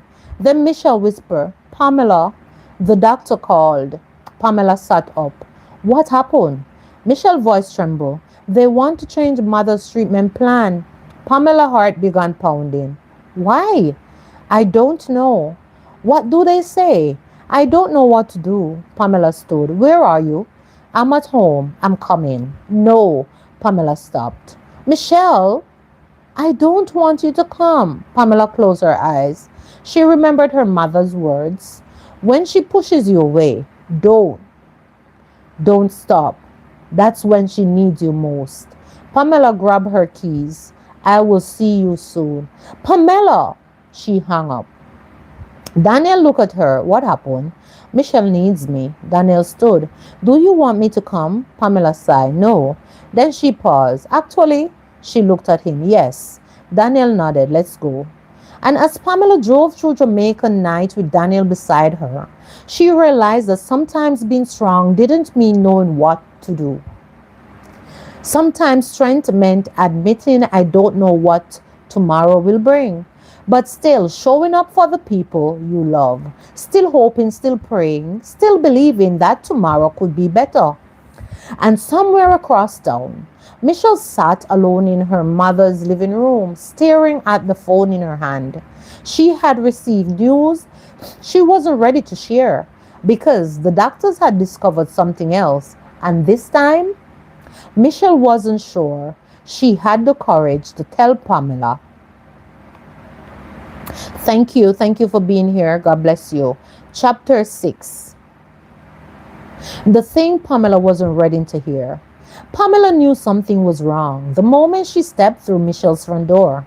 It wasn't silence. Michelle's house had always been quiet. A quiet night. It was the way the silence fell heavy. Pamela stood just inside the doorway with Daniel beside her. Michelle, no answer. She looked towards the living room. Michelle was sitting on the sofa, still wearing the clothes she had worn earlier that day. Her hair was pulled back carelessly, and her phone was resting beside her now. She looked exhausted, not physically tired, emotionally empty. Pamela walked toward her. Michelle looked up. Her eyes were swollen. She didn't speak. Pamela sat beside her. Daniel remained near the door. What did the doctor say? Inquired Pamela. Michelle stared at the floor. They want to change the treatment. Why? They said they want to be more aggressive. Pamela's heart tightened. But they said they caught it early. They did? And they are still hopeful. Michelle nodded. Yes. Then what's wrong? Michelle finally looked at her. I am scared. Pamela reached for her hand. I know. No. Michelle pulled her hand away. You don't. Pamela became quiet. Michelle stood. You don't know what it's like to sit in a room and listen to doctors talk about your mother like she's a case. Her voice cracked. You don't know what it's like to hear words like surgery, treatment, chemotherapy, and then go home and look at the woman who raised you and wonder whether she'll still be there next year. Pamela's eyes filled. I don't know exactly what that feels like, said Pamela, and Michelle looked at her. But I know I'm here. Michelle shook her head. I don't need you to be here. Pamela's heart sank. Yes, you do. No, Pamela. Michelle's voice became sharper. I don't need you following me everywhere. Pamela stared at her. I have been trying to help. Baby, be patient. I know. Then why are you pushing me away, God damn it? Because I need to breathe, said Michelle. Then the room became silent. Daniel quietly stepped outside. Michelle began crying. I can't keep everybody around me. Pamela stood. You don't have to, Michelle. Then leave me alone. The words landed hard. Pamela stared at Michelle. For a second, she felt the old instinct rising inside her. Defend yourself. Say something back. Walk away. Make her understand how much you have done. But she didn't. She simply nodded. Okay. Michelle looked surprised. Pamela picked up her bag. I'll give you space. She walked towards the door, then she stopped. Without turning around, she said softly, but I am not leaving your life. Michelle's lips trembled. Pamela opened the door. I love you too much for that. Then she left. Outside, Daniel was waiting. Pamela walked past him. He followed, silently. Neither spoke until they reached a car. Pamela sat in the driver's seat. She put her hands on the steering wheel, and suddenly the tears came flooding down. Daniel didn't tell her not to cry. He didn't say anything. He didn't say everything will be okay. He simply opened the passenger door and sat beside her. Pamela cried. I don't know what to do. Daniel looked at her. You don't have to do anything tonight. She needs me, said Michelle. I know, said Daniel. She doesn't want me, said Pamela. She wants you, said Daniel. Pamela looked at him. How do you know? Because people don't usually tell the people they don't love that they are scared. Pamela wiped her tears. She pushed me away, said Pamela. She's hurting, corrected Daniel. Pamela nodded. I know. Daniel reached over and squeezed her hand. Then let her hurt. Pamela looked at him. And? And stay close enough that she doesn't have to hurt alone. Pamela closed her eyes. Her mother's words came back to her. When she pushes you away, that's when she needs you most. The next morning, Pamela didn't call Michelle. She sent one message. I am here. No pressure. Call me when you are ready. Love you. Then she went to work. She had a major presentation that afternoon. Normally, she would have spent hours obsessing over every detail. Instead, she prepared carefully, went home at a reasonable time. She was learning. She could care deeply without destroying herself. She could love somebody without trying to control their pain. And she could give somebody space without abandoning them. The following evening, there was a knock at Pamela's door. She opened it. Michelle stood there. Her face was tired. Pamela didn't say anything. Michelle walked inside. For several seconds, they simply stared at each other. Then Michelle whispered, I am sorry. Pamela's eyes filled now. I know. I shouldn't have spoken to you like that, said Michelle. I know, said Pamela. I was angry. I know. I was scared. And Pamela nodded. I know. Michelle started crying. I don't know how to do this. Pamela hugged her. You don't have to know. Michelle held her tightly. I thought if I pushed everybody away, I would have to watch them worry about me. You know I don't do well with pity, Pam. Pamela pulled back. You don't get to decide for me whether I am allowed to worry about you. Michelle laughed through her tears. You are stubborn. So are you. They hugged again. Then Michelle whispered, Thank you for not leaving. Pamela smiled. Never. The next few weeks became a blur of hospital visits, work, phone calls, meals, laughter, tears, and prayer. And the three friends moved like small army. Glenn handled transportation whenever he could. Pamela helped with meals and errands. Michelle coordinated her mother's appointments. Daniel checked on Pamela. And Miss Sandra, despite everything she was going through, she kept telling everybody else not to worry about her. One afternoon, Glenn walked into the hospital room carrying a bag. Michelle looked at him. What is that? Food? For who? Everybody. Miss Sandra laughed. You always bring food. Glenn smiled. Food solves many problems. Pamela shook her head. Not all, most then. Michelle laughed. And for a few minutes, the room felt normal. Then Miss Sandra looked at them. You three have been friends a long time. Pamela smiled. Primary school? Miss Sandra nodded. Then keep it that way. Glenn looked at her. We plan to. She smiled. You don't know how valuable that is. Her words stayed with them because none of them knew how many years they would have together. Life is short, let's face it. But they knew what they had now, and they had learned not to take it for granted. Meanwhile, Tina had become increasingly frustrated. The more time she spent around Pamela, the more difficult it became to find something to criticize. Pamela arrived prepared. She knew her work. She treated people respectfully. She didn't gossip. She didn't compete. And most of all, she didn't react. One afternoon, Tina walked into Pamela's office. We need to talk. Pamela looked up. Sure. Tina closed the door. I don't understand you. Pamela smiled. That's okay.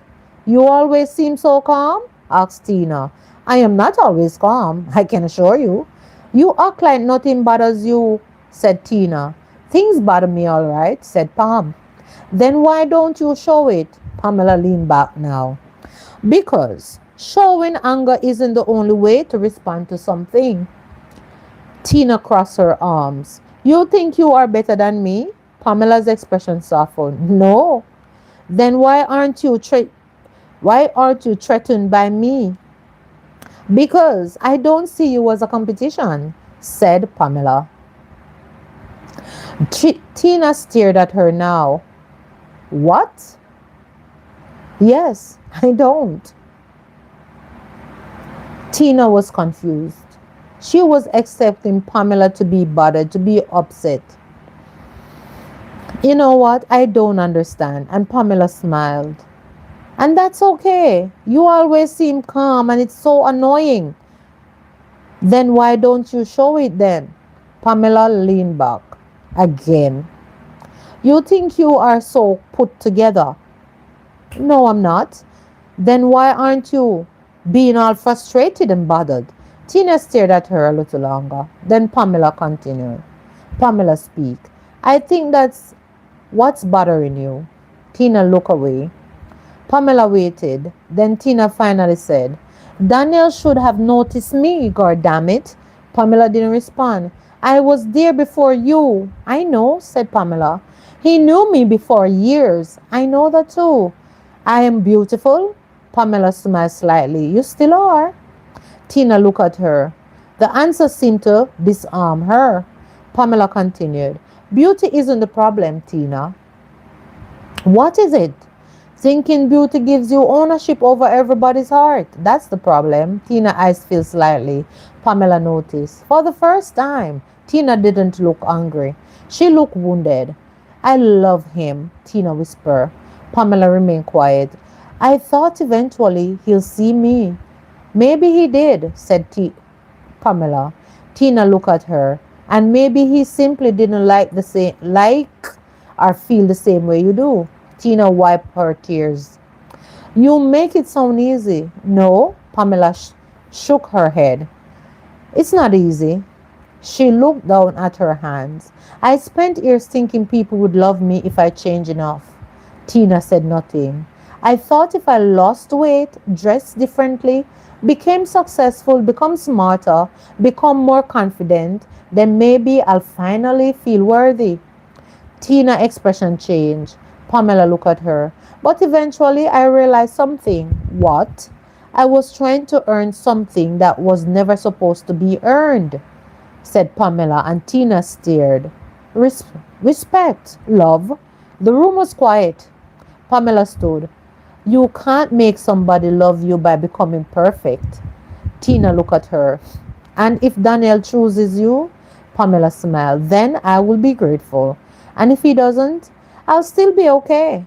Tina looked down. For once, she didn't have a comeback. She opened the door, then stopped. Pamela. Pamela responded with yes. Yes. You really are different. Pamela smiled. I had to become different. Tina nodded. Then she left. Pamela sat back. She didn't feel like she had won. She felt relieved because she finally understood something. She didn't need Tina to lose. She didn't need Tina to apologize. She didn't even need Tina to like her. Pamela simply needed to stop carrying the burden of being disliked. That evening, Daniel came by. They sat on Pamela's veranda. The Jamaican evening air was warm. Daniel looked at her. Something happened. Pamela smiled. Tina? He laughed slightly. How did you know? Because you're smiling. Pamela told him what happened. Daniel listened. Then he said, You know what I admire about you? Pamela smiled. You are going to tell me again? Yes. What? You don't let difficult people make you become a difficult person. And Pamela looked at him. That took work. I know. Daniel reached for her hand. Pamela, I want you to know something. She became still. I don't want to be your reward. She frowned. What? I don't want you to think being with me prove you are beautiful. Pamela eyes softened. I don't. Good. He squeezed her hand. Because I don't want to be somebody you are trying to impress. He looked directly at her. I want to know you. And Pamela smiled. The real smile. The real you. The woman who sometimes eats too much. That's not my concern. The woman who still wants to lose weight. That's your journey. The woman who sometimes doubts herself. And I will remind you, Pamela laughed. And the woman who speaks patois when she gets comfortable. Daniel grinned. I have been waiting for that one. Pamela laughed. Don't play with me. He laughed now. For the first time, Pamela wasn't wondering whether Daniel found her body attractive. She wasn't wondering whether he compared her to Tina. She wasn't wondering whether she was enough. She simply sat there feeling loved, not because she had earned it, because someone had chosen to give it. And for Pamela, that was revelation. But the biggest revelation was still coming because the next morning, Michelle called Pamela. What's wrong? The doctors called. Pamela sat up. What did they say? They are still hopeful, Pamela breathed. But, Michelle hesitated. They want to begin the next treatment sooner. Pamela nodded. Okay, I was scared. I know. And then I remembered something. What? You told me not to do this alone. Pamela smiled. I meant it. Michelle laughed softly. I know. And for the first time since the diagnosis, Michelle sounded like herself. Not completely, but enough. Enough to hope. Enough to keep going. And that was all needed for now. The final chapter. 6 months later, Pamela stood in front of her bedroom window. Bedroom mirror. Sorry for the tongue twister. She stared at herself. Then she smiled. She was still plus size, still curvy, still a woman who had to shop carefully because not every store carried the sizes she needed in the style she desired. She was not a size 40, not yet. She was still working toward it. But she was no longer standing in front of the mirror searching for everything she hated. She looked at herself directly now. Her eyes moved across her reflection. Her face, her hair, her shoulders, her waist, her curves, her smile. Then she whispered, Girl, you look good. She laughed. Me mean it too. She walked away from the mirror. That was the difference. She no longer needed the mirror to give her permission to feel beautiful. Her journey with her health continued. She ate better most days. She exercised. And she had setbacks. She celebrated progress.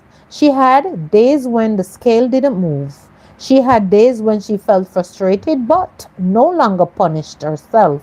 And that's the difference. She had learned that health wasn't a punishment for being plus size. It was a gift she was giving herself. And she was learning to love the woman who was already there while working towards the woman she wanted to become. Her career had also changed. After the regional project, Pamela had been promoted again.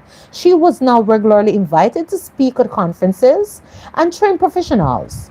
The woman who had once been afraid to walk into a room because people might laugh at her was now the woman walking onto stages with hundreds of people listened. But she had stopped trying to prove herself. That was the greatest promotion of all. One afternoon, Pamela stood backstage preparing for another presentation. Her phone vibrated.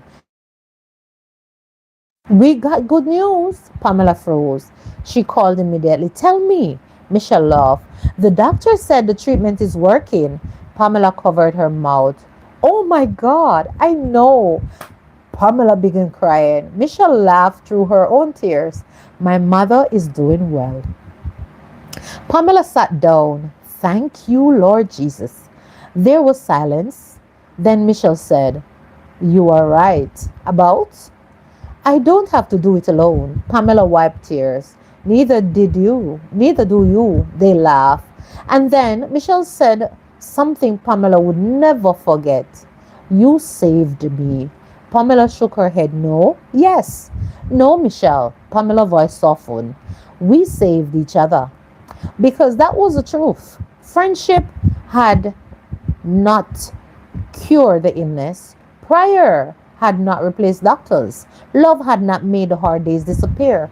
But friendship had made the hard days bearable. Faith had given them hope. Community had kept them from collapsing under the weight of fear. And professional medical care had given Sandra the treatment she needed. It had taken all of them. It had taken all of them, not one thing, everything together. Months passed. Miss Sandra continued recovering, looking brighter, feeling better. There were still follow-up appointments, still difficult days, still moments when fear returned. But there was also laughter. There were family gatherings, there were photographs, there were ordinary days. And sometimes ordinary days are miracles in disguise. Glenn changed too. He still joked. He still questioned everything. He still told Pamela she was dramatic. But sometimes something had shifted in him. One evening, he sat beside Pamela with Michelle. Michelle looked at him. You still don't believe in God? She asked, and Glenn smiled. I didn't say that. Pamela laughed. Look at you. I'm still thinking. Michelle smiled. You have been thinking for 6 months, my friend. It's a big decision. Pamela laughed. Glenn, nobody asking you to sign a contract. He shook his head. I just know that when things got bad, I found myself praying. Michelle looked at him and I think maybe I was talking to someone. Pamela smiled. Maybe. Glenn looked at them. Don't get too excited. They laughed. The three friends sat together like when they were children, only now they were adults. Life had stretched them, broken them in places, healing them in others. But somehow they had remained. Then came another Friday evening. Pamela was getting ready for dinner with Danielle. She stood in her bedroom trying on 2 different outfits. One was a beautiful fitted dress. The other was a pair of trousers and a blouse. She called Michelle. Which one? Send me the pictures. Pamela did. Michelle replied immediately. Wear the dress. Pamela laughed. Why? Because you look fine. Girl, what? You always say that. Because it's always true. Pamela smiled. She put on the dress. Then Daniel arrived. He stood at the door. He smiled. You look gorgeous. Pamela smiled. Thank you. He kissed her forehead. You really? Are you ready? Yes. They drove to dinner. This time Pamela wasn't nervous at all. She wasn't worried about who might see them. She wasn't worried about Tina. She wasn't worried about being compared. She simply enjoyed the evening. And after dinner, Daniel took her somewhere unexpected. A small a small overlook a small overlooked where they could see the lights of the city below. Pamela looked around. This is beautiful. I wanted to bring you somewhere quiet, said Daniel, and she smiled, then asked why. Daniel reached into his pocket. Pamela looked at him. Daniel? He pulled out a small box. Pamela's eyes widened. Wait, he laughed. Relax. He opened the box. Inside was a simple necklace.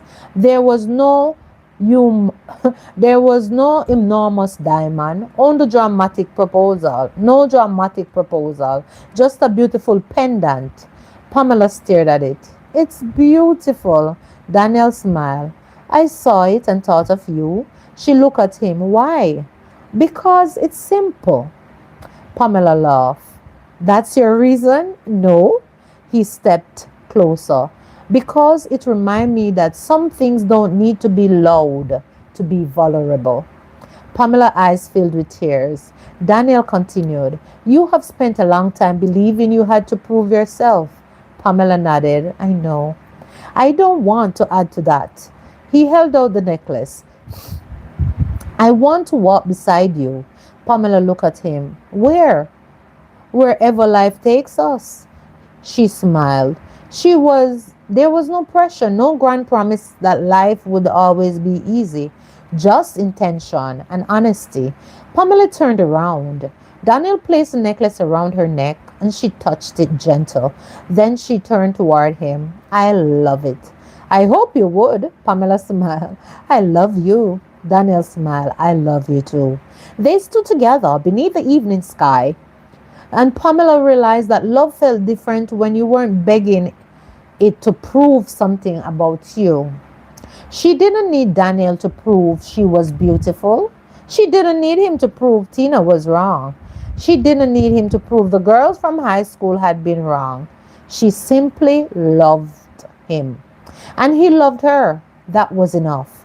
A few weeks later, Pamela was invited to speak at a major professional event. The room was packed. She walked onto the stage. A large screen behind her displayed her name, Pamela Williams, technology strategist, and IT consultant. She looked at the audience, hundreds of people, then she smiled. Good evening. The applause began. Pamela looked across the room. She remembered being 13, sitting alone at lunch, pretending not to hear laughter. She remembered going home and crying. She remembered asking her mother why she was so big. She remembered thinking she had to become smaller before she could become somebody worthy. She remembered putting university on hold. She remembered her first job, the first promotion, the degree, the discrimination. She remembered Richard, Tina, Daniel, Michelle, Glenn, her parents, the hospital, the fear, the hope, everything. And suddenly, Pamela realized she wasn't standing on that stage because she had finally become the perfect vision of herself. No, she was standing there simply because she had refused to quit. She began speaking. My journey has taught me something. The room became quiet. For years, I thought my biggest challenge was my size. She smiled. I was wrong. People listened. My biggest challenge was believing that my size was something I needed to apologize for. A few people nodded, and Pamela continued. I wanted to be smaller because I thought smaller meant more acceptable. Then she paused. I wanted to be more beautiful because I thought beauty would make people treat me better. I wanted to be more successful because I thought success would finally silence the people who underestimated me. Now she smiled. But eventually, I learned something. The room was completely silent. You can spend your whole life trying to prove your worth to people who have already decided not to see it. Pamela looked across the audience. And you will be exhausted. She took a breath.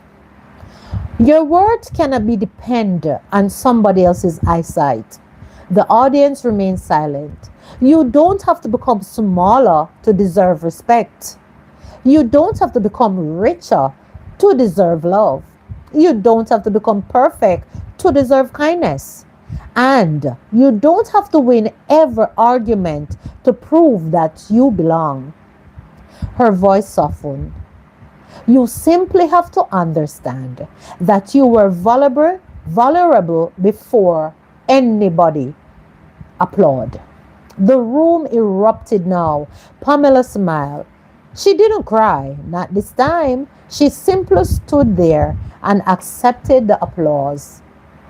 Not because she needed it, but because she had learned how to receive it without depending on it. And that's the difference. After the presentation, Pamela walked backstage. Her parents were waiting. Her mother hugged her.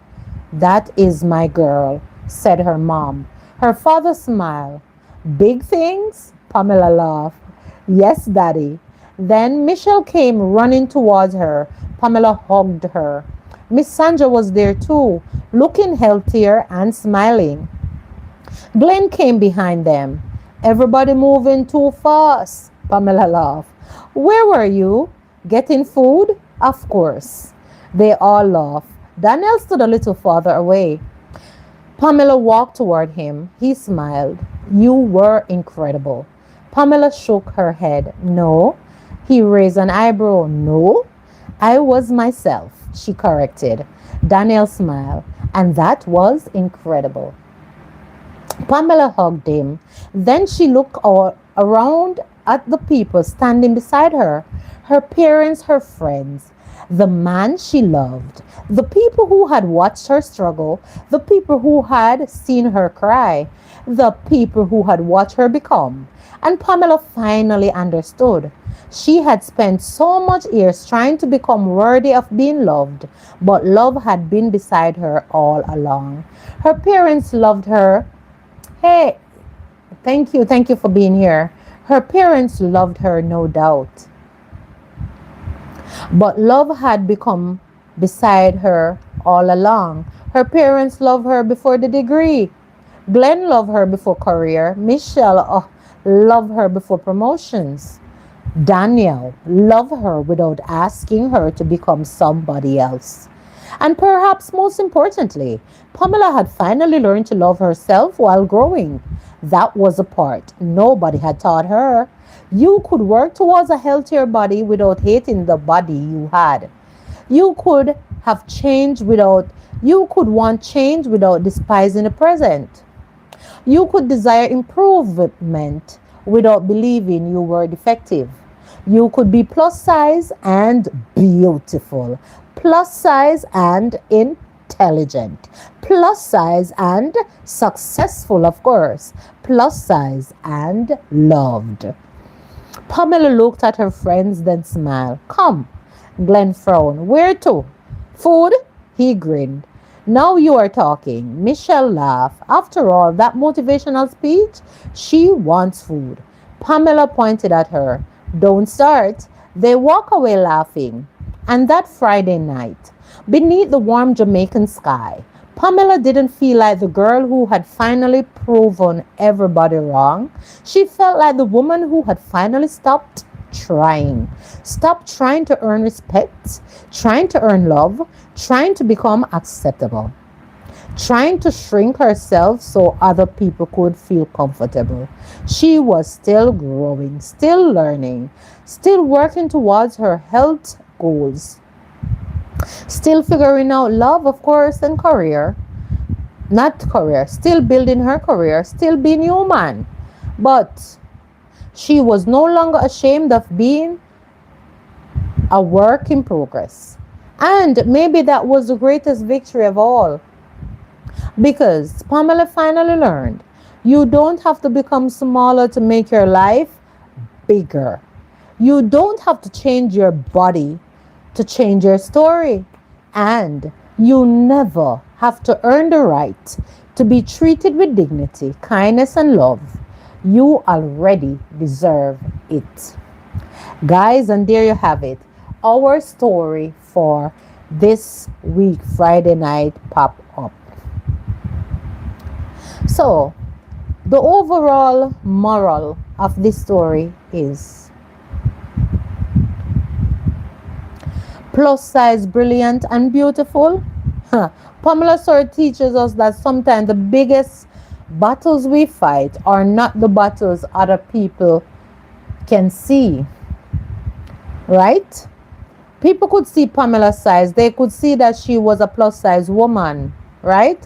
They could see her curves. They could see the way she looked. But they couldn't see the years of words that had been planted in her mind. They could see the little girl who went home from school and cried because other children had made fun of her. They could see the young woman who stood in front of a mirror and wondered whether everybody would ever find her beautiful, right?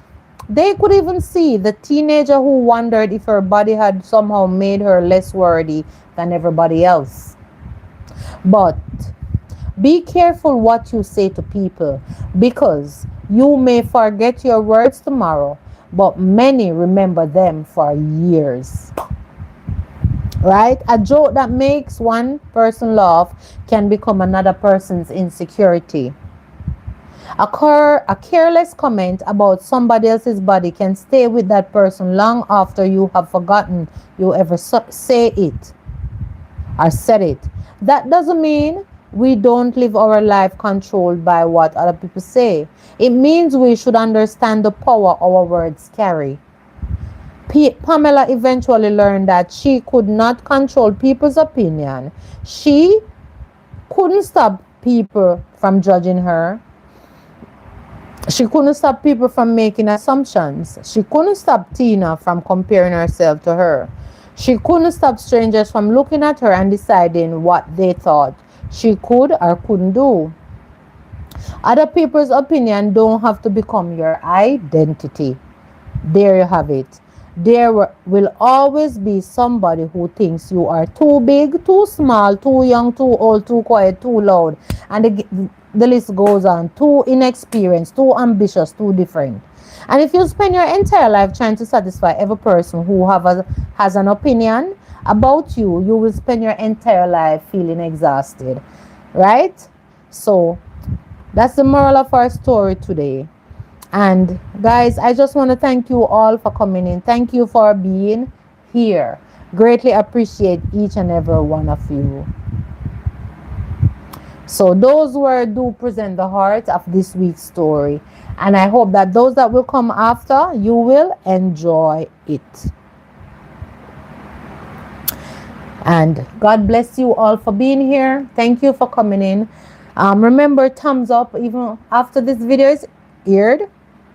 Yes, and you come across it, thumbs up. If you can identify somewhat with Pamela's story, leave a comment. Leave a comment of encouragement, because there's a lot of Pamelas out there. Some are not so fortunate to get to pursue their dreams, and some are still struggling with weight and all of that. You know, even myself here, yeah. I am a size 14, sometimes a 16, depending on the country. But I am fabulous. And I'm loving it. And just like Pamela, yeah, I don't really care what anybody thinks about my weight, because I know I am beautiful. Right? So, be encouraged today. Love yourself in whatever shape or size that you are today. If you're working on your goal of making a change so you can feel better in yourself, fine. But don't do it for someone else. Make sure you're doing it for yourself, because we know that the world is cruel, right? And you could never please everyone.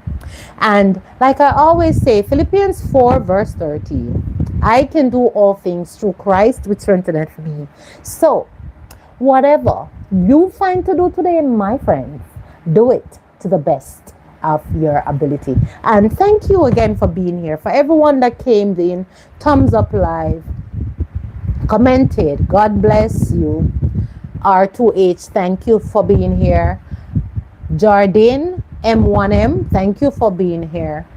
And also Tony Coach, bless you. Mitchie underscore Boo, bless up yourself, my namesake. Michelle, bless you. Thank you all for coming in. Even those who that have come earlier and left. Like Cool Kid, Forsaken, R3U, bless you also for coming in.